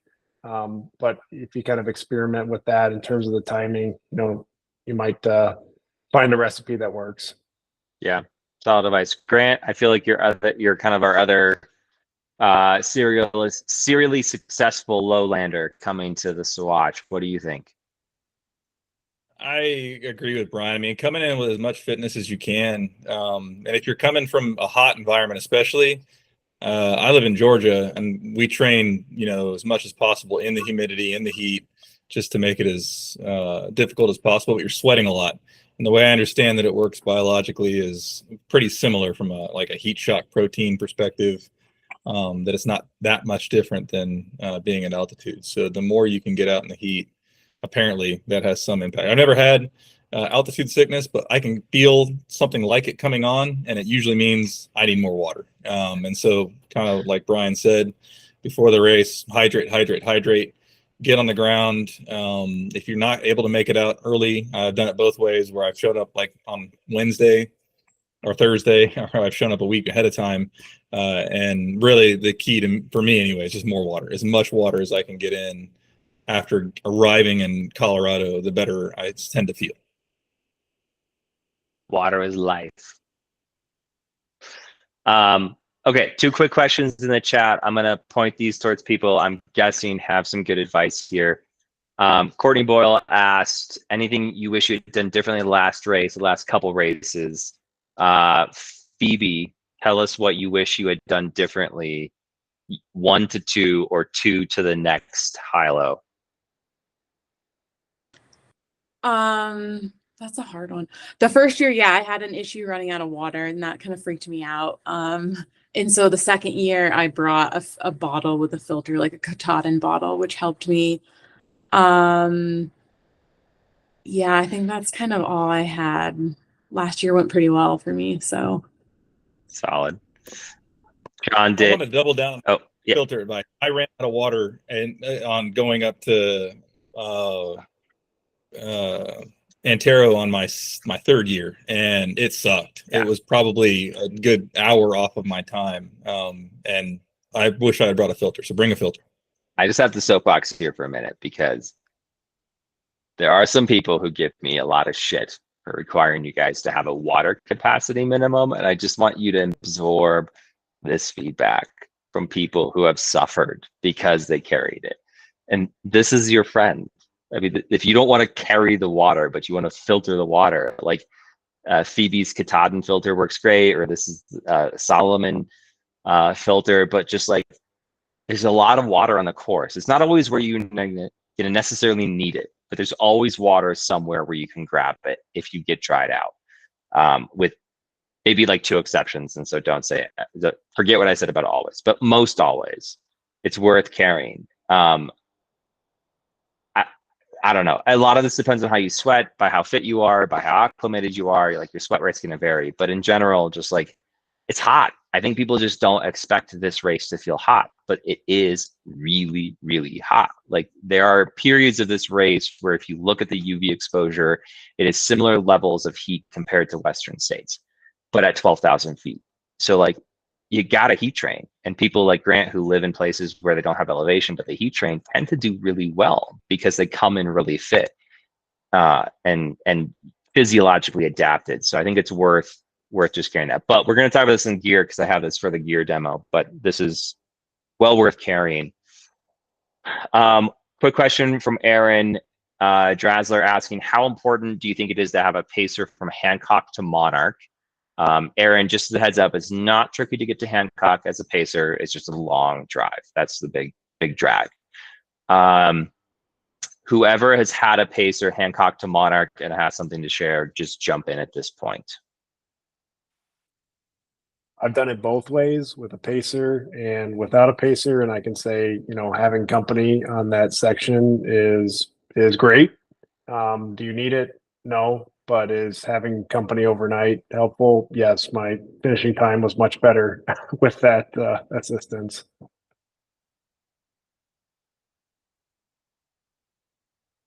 Yeah, it's the same. I've done it both ways, especially Lost Wonder Hut to Purgatory. Man, it can get kind of freaky deaky up there if the weather's bad. I remember the first year it was like, 10 feet of visibility or something like that. So you're losing the trail, and having something that has a few brain cells left that can like point it out and say, no, this is the trail, bro, is really nice. Otherwise you kind of get a little weirded out, and I don't know, that's not a pleasant session without a pacer, but you can do it both ways. And if the weather's nice, it's not as bad. It's nice, starry sky above, and you can make the best of it. Yeah.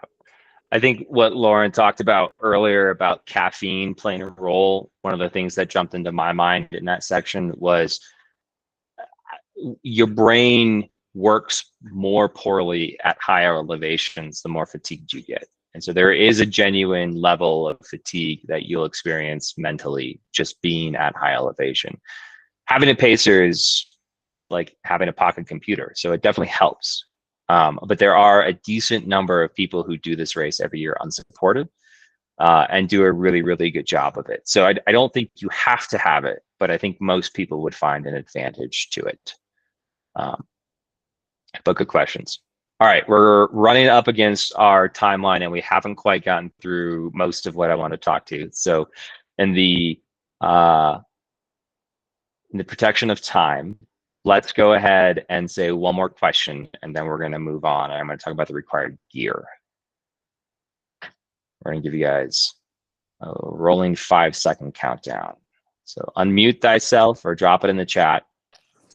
Going once. Going twice. Going thrice. Okay, we're gonna move on. Okay, not a question, just one tip. Tell us, Heather. Hey, so I don't like to be hot, and I'm a big proponent of freezing your bottles. I stick a little tiny soft cooler in all my drop bags. I freeze every single bottle. Maybe not Hancock. Monarch, yes. And most everything has been like a frozen margarita.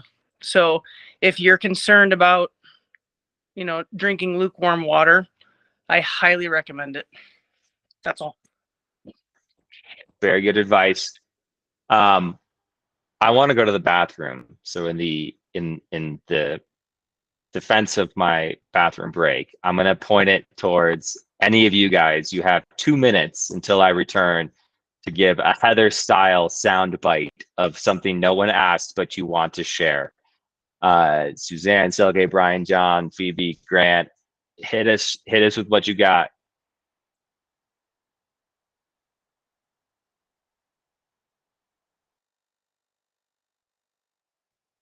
Okay, I'll say something. I think a section of the course that everybody kind of forgets about and underestimates is the Colorado Trail at the end. Well, it's like a long end, the last 20 miles. You're off the high country, so you're glad about that, but it's rolling. Sections of it are rocky, and you got to have legs to run the little downhills and the little flats. So keep that in mind in your training, that the last bit is runnable. And I have found in the years that I've run the race and in watching other people run the race, your finishing time will be determined by that last section. So it's a place where you can sort of maintain, a good clip, or you can just, add hours to your journey. So it's just running. There's a lot of hiking in this race, but there's also a good opportunity to do some running towards the end.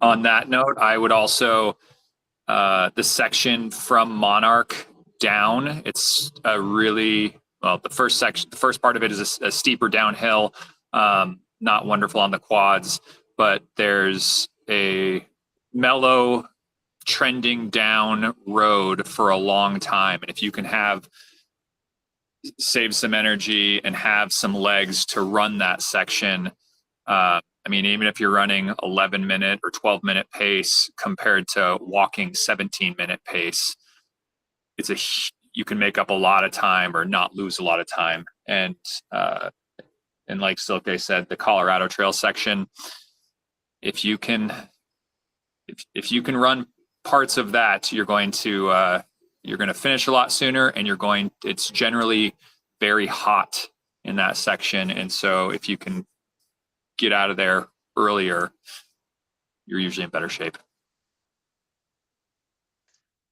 Okay. Yeah, I'll totally agree with that.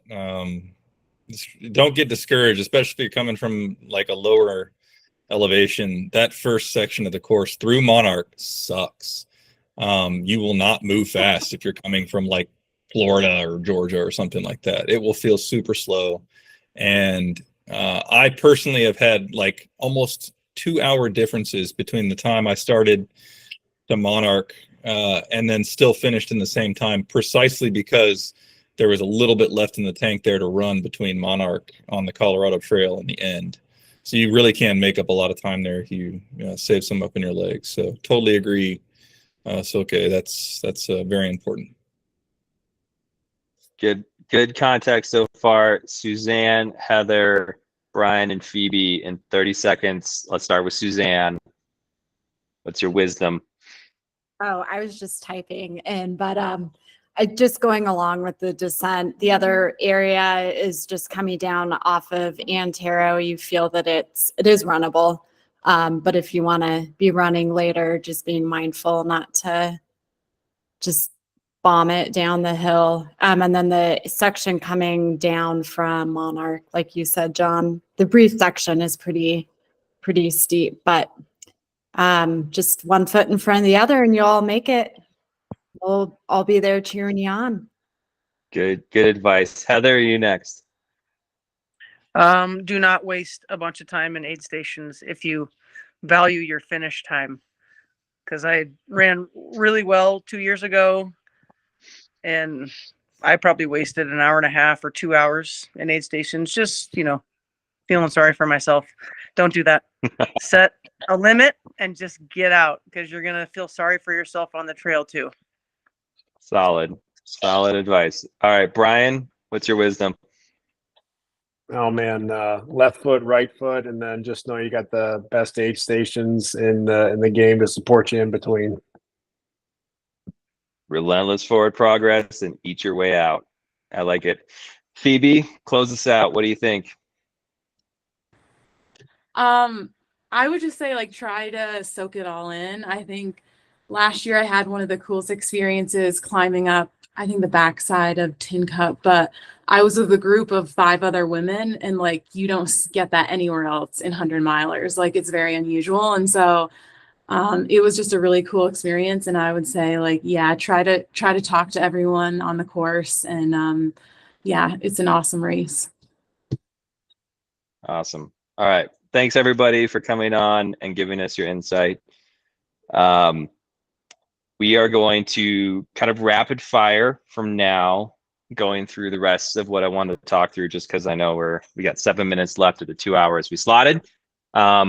But before we dive into that, just to thank you again to Phoebe and Grant and John, Brian, Silke, Suzanne, for jumping on and giving us their intel. We really appreciate it. You guys have earned your knowledge the hard way, and we are stoked to hear from you. So thank you guys. If you guys stay on longer, you're more than welcome to. I'm sure folks have more questions at the end, but obviously no pressure since it's getting late. I'm going to move on and talk to us about the gear list. All right. So I have to navigate here. All right. I like talking about the gear list because people seem to have a hard time with it, but I'm going to be honest, it's really straightforward. This is the 7th year of doing it. It's not that complicated. So I'm going to kind of blitz through this. If you have questions, definitely ask them. Most of this should be old news by, you've been in the race for 5 months now, so hopefully you've looked through the website. But I just want to give you some of the rough overview, a bit of the few pro tips just to help make this simple.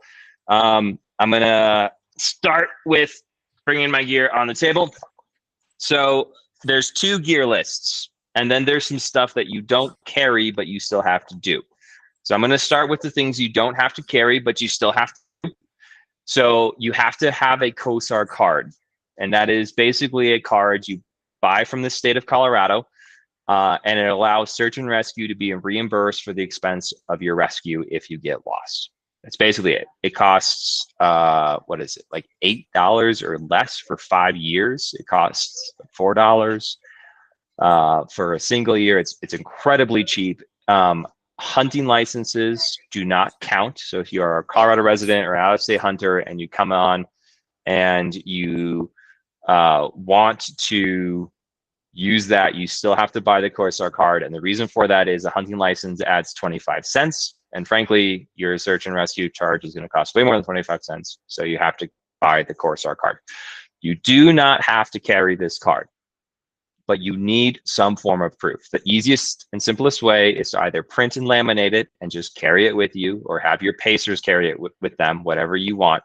Or if you're carrying your phone for music or for a light or for navigation, just save a PDF to your phone. It's the simplest thing to do. The COSAR card link is on this website. It's very easy to buy. Make sure you have it. Make sure your pacers have it. On Thursday at Runner Check-In, you will have your COSAR card checked as part of the process of getting your bib. When your pacers get their bibs, their COSAR card is also checked. So you will not be able to get a bib of any kind without a COSAR card. Make sure you have it. The toad bath happens at the packet pickup on Thursday, so at the Buena Vista High School. We run through several key habitat areas for an endangered toad, which is unique to the High Alpine, called the boreal toad, as part of our agreement with the Forest Service to not facilitate the spread of funguses, which basically sterilize the toad and kill off entire populations.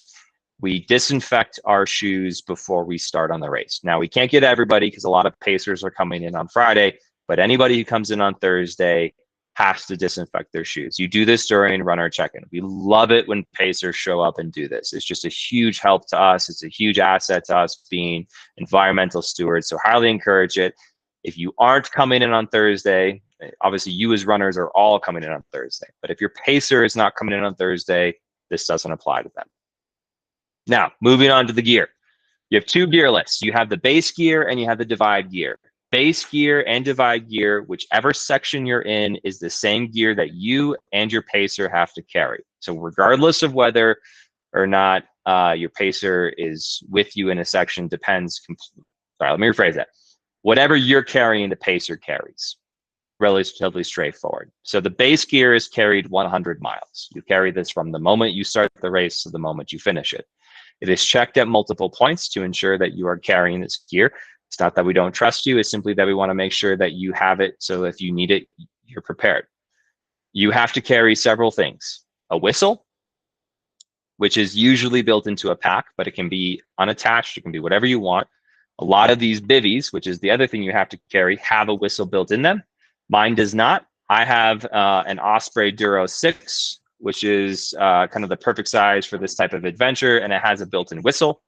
So I never lose it. That's the simplest thing to do. Ultimate Direction, Solomon, most other brands have the same thing. If you don't have one of those packs and you need a whistle, just buy it off of Amazon. It costs $1. Then you have to carry a Soul emergency bivvy. Now, just to be clear, it does not have to be Soul branded. It has to be an emergency bivvy. So blankets do not count. It has to be a bivvy, and it has to have a Mylar coating, which is basically means it has a plastic coating on the outside of the bivvy, which prevents it from tearing. Okay. If you have questions about why that is, shoot me an email. The short answer is this won't blow apart in the wind. And if it's bad, it's always windy. So you need to have a bivvy. Any Amazon knockoff of this Soul bivvy will do just fine. You have to carry a minimum of 150 milliliters or 1.5 liters of water capacity, which basically translates to 3 bottles or a bladder. You can carry more. You do not have to have these full. You simply have to have the capacity. As you've already heard, you need to have these full. Okay, just don't play this game of like, what if it's too heavy? Train with it. Get used to it. You need the water. It's at altitude. So you have to carry that. You have to carry an emergency light source. This has to be a minimum of 10 lumens. And the simplest emergency light source that you can possibly carry is a keychain light, like one of those little pencil lights your grandpa carries, or you can buy up at Amazon for $1, or a cell phone, because your flashlight on this works just fine. I've had people ask me in multiple years if they can use their watch. Truthfully, I don't count it because I can't measure it, and watch brands don't necessarily say the lumens. It probably works just fine, but it's not going to count. So you just buy a little pencil light, carry your cell phone, whatever you want. One of those two works. This is not the light you're planning on using at night. This is an emergency light. So later, you'll see in the divide gear, you want your headlamp. Now, you also have to carry at all times a waterproof jacket. I have a North Face Future Light jacket here. It's worked great for me. The number one thing that makes a waterproof jacket is it has to be a waterproof membrane. And see if you can see this. See this little band right here? That's tape. That's called a taped seam. It means all the little holes that the stitching makes are waterproof. So the standard of proof is that your jacket has to have taped seams. So a Patagonia Houdini will not count. Has to have taped seams. Carry this thing. You will use it. I guarantee it. Every year someone's like, oh, I don't want to wear it. I'm going to cheap out. And they fucking have a terrible race. You don't have to spend thousands of dollars on these jackets or hundreds of dollars on these jackets, but buy a decent jacket. You are going to wear it. You're running the vertical equivalent of a mile difference in elevation. You just need to be prepared. So carry one of those. And lastly, you have to carry a collapsible cup. And this is one of my favorite pro tips. This is the most common collapsible cup you receive as a runner at races. It's what they give you at Western States, or if you run Bighorn or something like that. They give you these little collapsible cups. And these things have a little hook, and they fall apart like an accordion. Here's why I don't like these. They suck for hot foods, and you can't set them down. If you set them down full, they tip over. So here's what I recommend. You can carry one of these. This meets the requirements, just to be clear. But I encourage you to carry an accordion cup. And one of these cups expands literally like an accordion. As you can see, collapses, and then it expands. And the beautiful thing about these is this is silicone, so it's insulated, so you can carry hot foods and it does not burn your hands. And it's rigid. You can set it down and it doesn't fall over. In this case, this one has a little firm clip on the end, so I can't even squeeze it to change its shape. These things are brilliant. GSI, Sea to Summit, a million knockoffs on Amazon. They sell these things. They cost like $4 to $7. This is the cup size. This is a single cup. They make a 2-cup version, and I switch between these during the day. So during the day, I carry this, and at night, I carry the cup. And the reason you ask why is because I like soup, and I love to walk with some soup. And so I carry a bigger cup. Whatever it is, it doesn't matter. You can use this. A bottle does not count. I want anybody who protests this to tell me how they're going to get soup out of this bottle. You can't, okay? So it has to be a cup. It's a common question, but it has to be some form of cup. I've seen people cut the tops off of water bottles, like plastic water bottles. I don't care. That works just fine, but it cannot be a bottle, a collapsible bottle like this, because you can't actually use it in the way it's intended. So make sure you carry one of those. All right, that wraps up the required gear that you carry as base gear. So this is 100 miles worth of gear. You're carrying every step of the way. From Cottonwood to Monarch, which is the section that you are on the Continental Divide or very close to it, is the most dangerous section on the course. You have to carry an additional gear. Now, this gear is picked up from Cottonwood, is checked at Cottonwood, it is rechecked at Hancock, and then you can drop it at Monarch and go back to your base gear. So it's checked twice. This gear involves several things. First is a pair of pants. And I like to use any pair of pants you like to run in. This can be leggings, this can be waterproof pants. I'll be honest, it could be jeans. I will judge everything about you if you show up in jeans, but it works, okay? I like these wind pants. They're small, they're light, they work well. I don't use them a lot, but when I'm above tree line, I use them frequently, and you're above tree line a lot in that section. This works great. You can use leggings, tights, whatever you want. Capris won't cut it. They gotta be full length, so just make sure you've got full length pants of some kind. You have to carry 2 light sources, so that involves a headlamp. Usually you only need to carry a single headlamp, and then you've got your backup light source. So that's your 2 light sources. So this is usually one of those points people think, wait, do I have to carry 3 or do I have to carry 2? You have to carry 2. So you don't have to carry a third light source, which is your backup. So if this is my backup light source I'm carrying as my base gear, this 500, 600 lumen Petzl headlamp works just fine as my second source, and I'm gonna plan on using this most of the way. If you're one of those people that runs with a waist belt and a headlamp, totally fine. 2 headlamps is fine, but you obviously don't want to be running with 2 10 lumen light sources because you're going to not be able to run. So the presumption is you have your primary light source, which is the source you want for actually using as a runner, and then you've got a backup. And this is if your other lamp gets lost, if the batteries die, if you need a rescue, that's what this is for. So you can carry 3, you can carry 4, I don't care, but you have to have at least 2. You have to carry a beanie or a buff. It's very straightforward. Buffs are lighter, beanies work better. And then you have to carry an extra layer, which is a minimum of a long sleeve. This does not replace your shell. So your shell will not count as your long sleeve. So you must carry some form of an insulating base layer and the shell. You may wear any of this gear as you leave the aid station. So if you're leaving Hancock and it's midnight and you're wearing pants, you're wearing your layer and you're wearing your shell and you've got your hat and you've got your gloves, that is just fine. You are absolutely fine. You don't have to carry this additionally. It's on your physical person as you leave an aid station. So most of this gear, especially if the weather is cold, you're going to be wearing anyway. So it doesn't count as extra. But do not fudge on this. We're very chill people, but I will disqualify you if you are not carrying this gear. So it is very straightforward. Your gear is checked. Aid station captains are instructed to keep an eye out for people who aren't carrying the gear.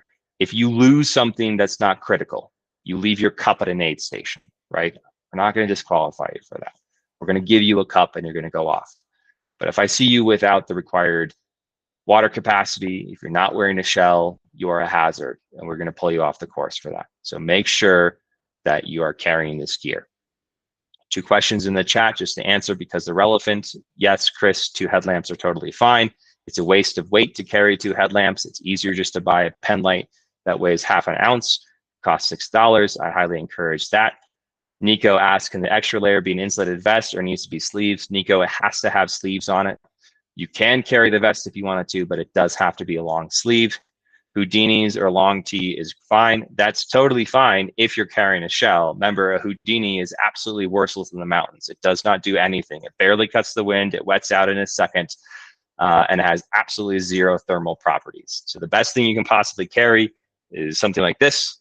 This is a very lightweight merino long sleeve tee. Merino carries all of its thermal properties when it's wet.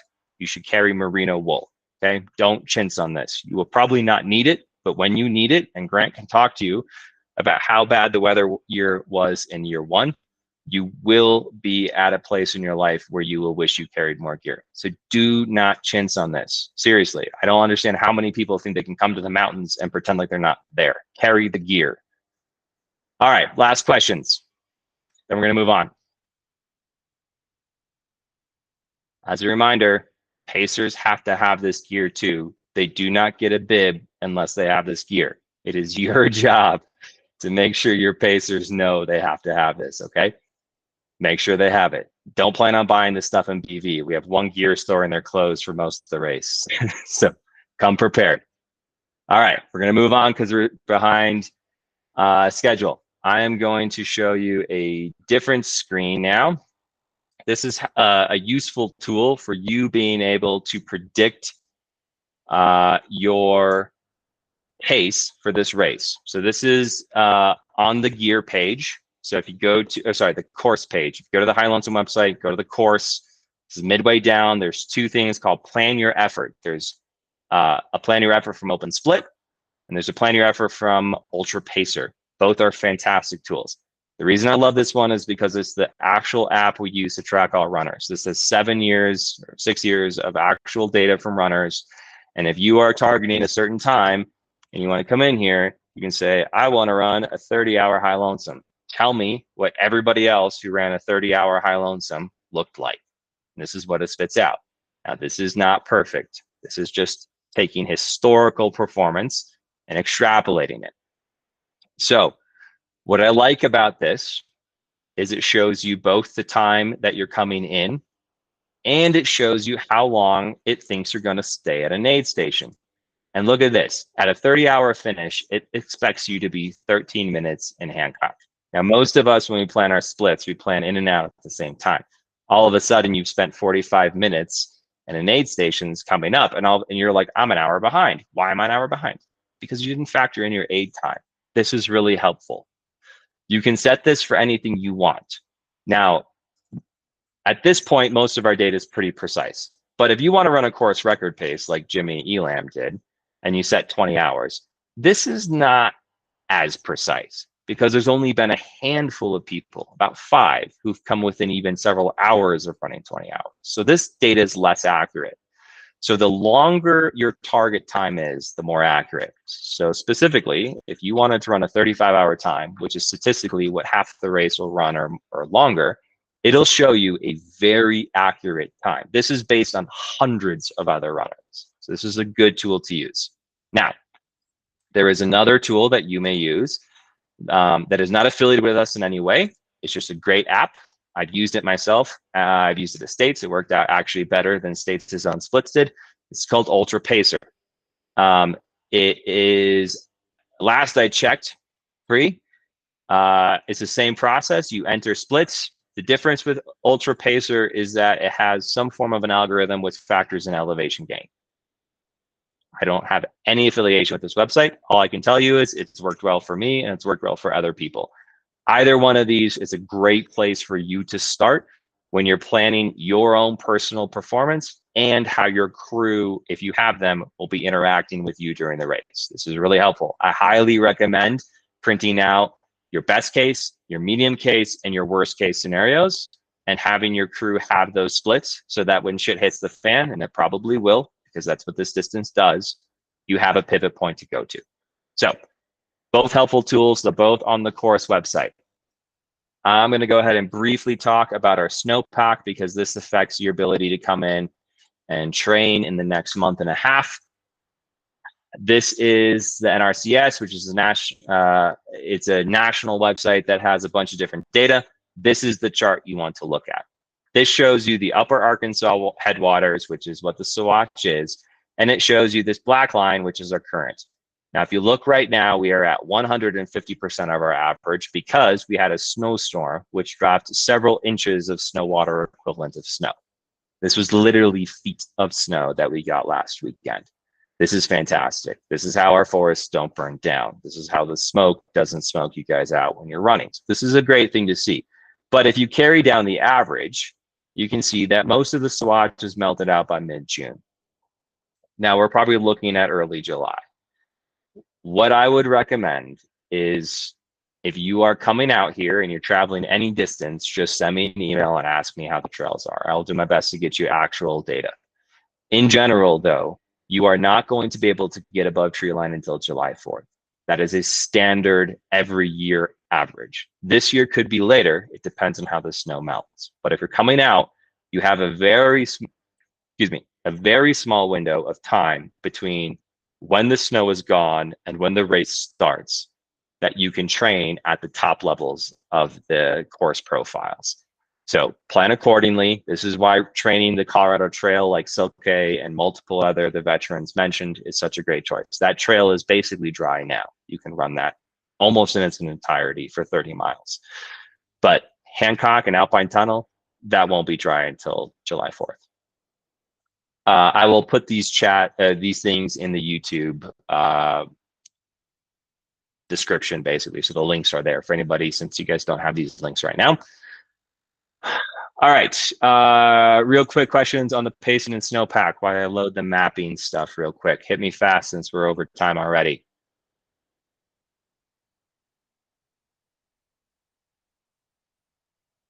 All right, gonna keep moving.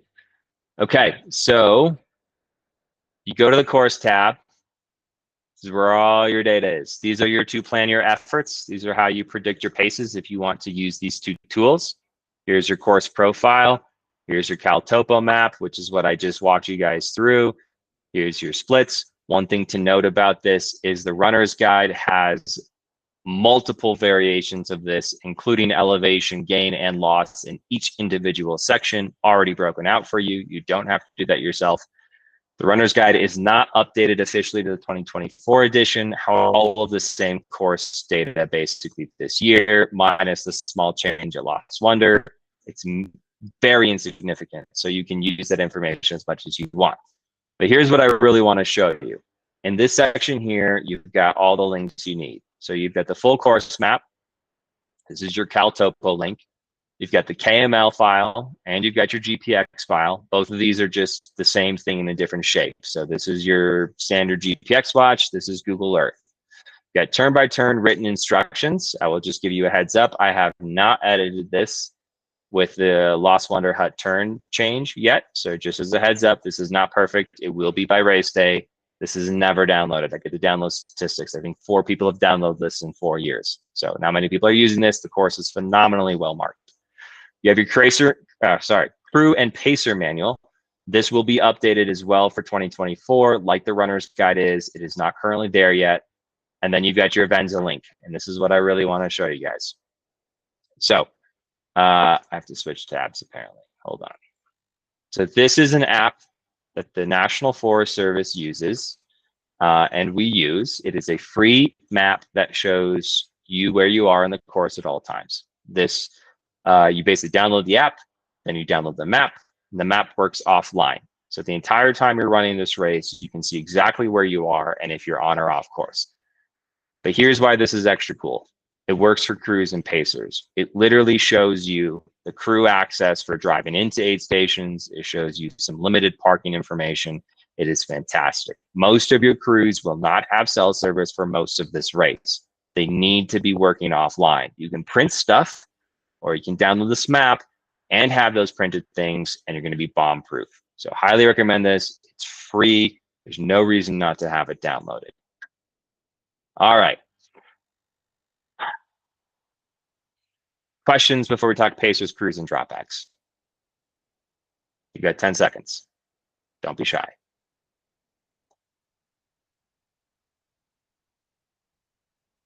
All right. Moving on. So I really wanted to have this information done in time for you guys. But because of how many people are bringing crews and historically how big some people have been bringing their crews, we're making significant changes to this year's crewing. The 2 biggest changes is that you are allowed only 2 crews at Cottonwood. So they have to ride the shuttle. Shuttle is paid. You don't have to have them go to Cottonwood. They can skip it. It's just fine. But if they want to go to Cottonwood, you can have a maximum of 2, and they pay $10 a person, and they will pay that ticket at the start line.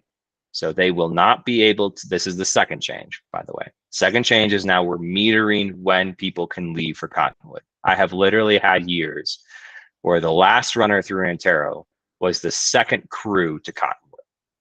It's just bad. We don't have enough room for parking. We don't have enough vehicles shuttling. It's literally a restriction on the mountains. So before we cancel crew access to Cottonwood entirely, we're trying this method. So it's a work in progress. I know it's less than ideal, but it still is a very straightforward process. So aside from the 2-person restriction to Cottonwood, you are now restricted to a single vehicle at every single crew accessible aid station.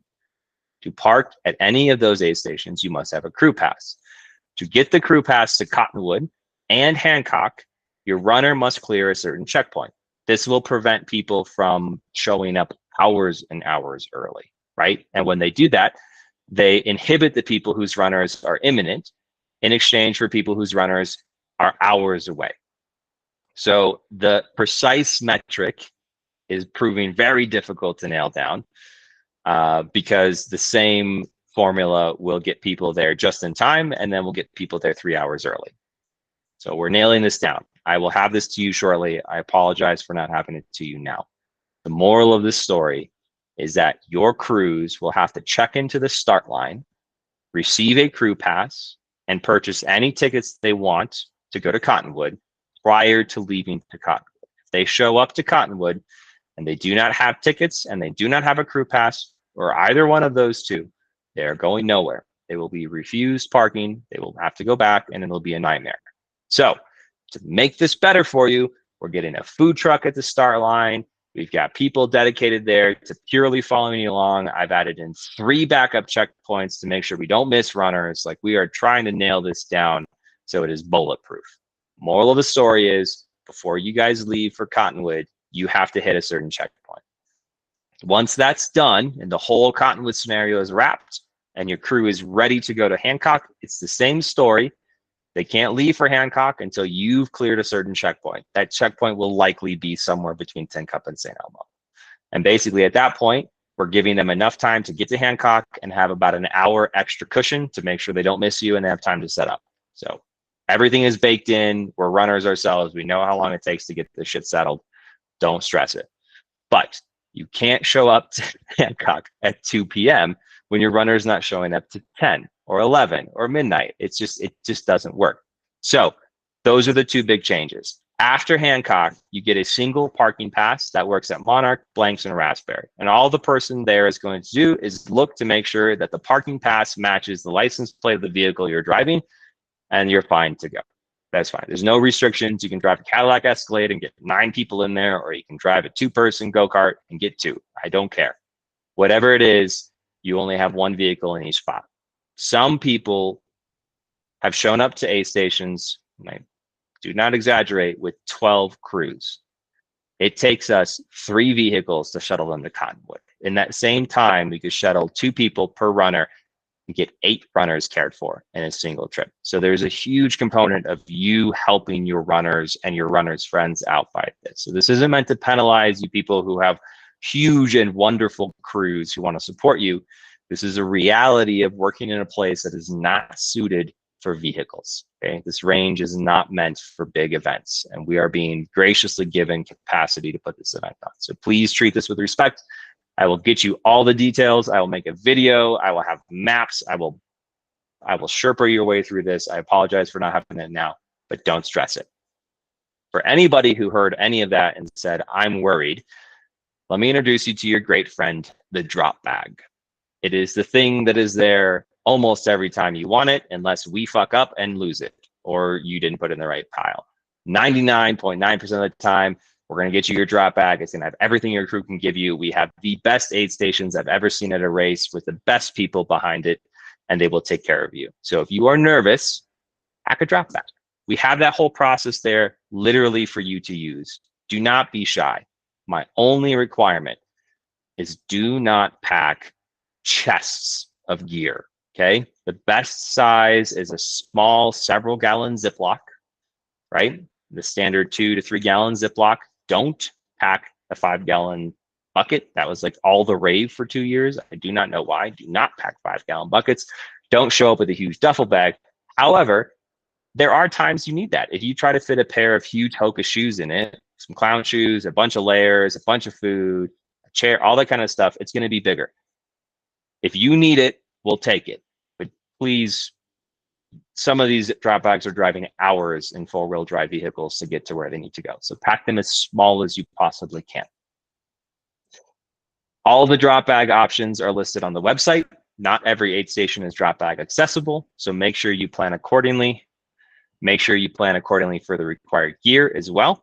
So if you're going to have a drop bag anywhere on this race, I recommend it being at Cottonwood and pack all of your required gear. If for some reason your crew can't make it, you're fine anyways. You got all your gear and you send it. Lastly, pacers. Juria kind of asked this and talked about this, but in general, you are allowed one pacer at any given time, except for the final 3.35 miles, or sorry, 3.75 miles, so that last section on the road. Otherwise, you're restricted to one runner as a pacer. That pacer can be anybody, so long as they are not a minor. They are a minor, you have to talk to me. We have to figure this out because insurance. The best places to swap crews are the crew accessible aid stations, or sorry, swap pacers are the crew accessible aid stations. That's why we made them that way. This course is laid out so that you can get a reasonable chunk of pacer miles per each crew section. The need for pacers has already been discussed. Some of the people who we're talking to have done this full solo. Some have had pacers, have had 3 or 4 pacers. I'll be honest. I love runners who don't use pacers. I think it's awesome. It's harder, it's more challenging, it's easier logistically for me. But I also will tell you that 90% of the runners use pacers, or at least use a crew. If you're going to have a pacer, make sure they're a value add. Okay. The worst thing you can possibly do is bring a pacer who isn't going to assist you and they turn out to be a liability. You don't need that. So be selective. And don't be afraid to be out there alone. There's 200 runners this year. You will always be around some other people. So don't be too afraid of being alone or getting lost. You'll probably have some company at most of the race. So I would just encourage you to be selective. Make sure these people bring you a value, will make your event safer, will make you feel happier, will give you the experience you want. Don't just do this because you think you need to have a pacer, because you don't. If you're going to have a pacer, Hancock to Monarch, that's the money hole. Pick them up. The next best section to have a pacer is blanks to the finish. That is the section where multiple of our veterans talked about losing and hemorrhaging time. So if you're going to pick a person, the places you want them are the places where you need the most safety, which is Hancock to Monarch, or you need the most kick in the ass, which is blanks to the finish. So those are the 2 spots I highly recommend. That really only leaves you Monarch to blanks, which is a relatively small section, but it's challenging. So if you can find a pacer for that, fantastic. But again, you don't have to have that. Remember, all of your pacers have to have the required gear at all times. Their gear is checked before they're allowed to start pacing you. So make sure they're prepared. Most of these places do not have cell service, so you aren't able to pivot if they show up and they're not prepared. Your job as the runner is to prepare your crew and your pacers. That is your responsibility. There is nobody's fault except yours if they show up and they're not ready. So use all the assets we've given you, especially once I get them updated for this year, and make sure they've got them. I'm always here for your questions. And with that said, let's ask questions for what we just covered. I'm sorry, we're almost a half hour late. I have nowhere to go, so I'm happy to be here, but I know a lot of you on East Coast time, so feel free to dip if you have to. But if you have questions, this is the chance. Go ahead and either drop them in the chat or unmute yourself.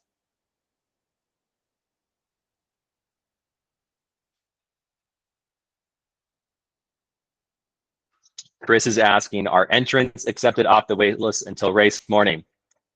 Yes, absolutely. So if you recall earlier when I said that you had to check your gear at the start from 5 to 5:45, and the race starts at 6, those 15 minutes from 5:45 to 6 are when we fill anybody who didn't show up with the required gear or didn't show up at all. And we fill them with waitlisters. So if you show up as a waitlister and you get your kit ready to go, if I have an open spot, I will start you. Same thing goes at packet pickup. So if somebody doesn't show up to packet pickup, they miss it, we give it. Very strict on this. So don't show up late to packet pickup. You will lose your spot. Last year, I had 12 people standing there with gear and everything ready to roll. So I do not exaggerate when I tell you that there are people who will take a bib. So don't be late. Good question. Jesse is asking what time is packet pickup this year. It starts at noon. It goes until 5:30. The pre-race meeting, which is mandatory, starts at 6. So that 5:30 to 6 is the window where we fill in, again, same as the start line, we fill in anybody who didn't show up and make sure they have time to drop bags and go to the pre-race meeting. You don't have to show up at noon, I'll be honest. People who are already in town tend to show up early just to get it done, but they have to come back at 6 anyways. So, I wouldn't stress this too much. Just don't show up at like 5:29 because the drop bags might not be, easy to place and check in at the same time. So, Lacey, yes, the mandatory meeting is the night before the race. That is Thursday at 6 p.m. in Buena Vista. That is in the runner's guide. That is not yet updated. So I get that. Good questions. Keep asking them. What do we got? We're down to 27, the hardiest people. Like a good late night. Thanks for all the information, Caleb. I know that this is a long meeting, but it's useful to have ahead of time, especially if stuff isn't updated yet. Yeah, totally. I love talking about the race, so this is really fun for me. So thanks for listening. More questions before we go?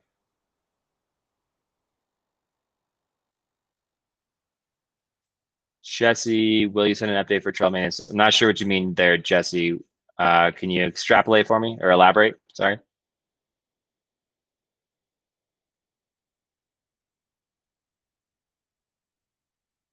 Yeah, so the last email I sent to you guys, it referenced this. If you signed up for a trail work day, you will get an email 2 weeks before the trail work day. You signed up for a trail work day and you don't know what day you signed up for, you can email me, but all the details on what day you signed up for are on the website. So Mike, the June 30th is on Mount Chavano. That's in the title of the event you registered for. So that is going to be with CFI. There's 2 days on CFI, so Saturday and Sunday on June 29th and 30th. And then we have Little Brown's Trail Work Day, which is right before the race. And that's a huge work day for us to clear up some of the trail issues we're having at the top of Antero. So you'll get emails from those 2 weeks before the race. Crew and Pacer Manual will be out. I mean, I wanted to have it out before this, so I'd love to have it out tomorrow, but realistically, it's probably 2 weeks out at this point. So probably need a little bit more time there. We're just making sure that whatever we drop is not broken and just doomed to failure. So a little bit of patience there. John, I don't see a last name, but asked you have to prove your opt-out fee on the Trailwork website. It explains this process. You have to send me proof of confirmation for your donation. So you do have to forward me that receipt. If you have any questions on that, that is on the website. Make sure to review that. It's been in several emails as well. The donation receipt is the easiest thing to forward to me. So make sure that you're paying that only to Continental Divide Trail Coalition or Colorado 14ers Initiative. It does not count if you donate it to Colorado Trail Foundation or Trail Mix Fund. Both great orgs, but only CFI and CDTC work for the trail opt-out fee. So make sure you hit those two. It says it in the title, just to be safe. It says only these two, but they're still acronyms. So make sure you double check it. Good questions, though. Thank you for asking them. Let's get some more. Anything else before we part ways for the night?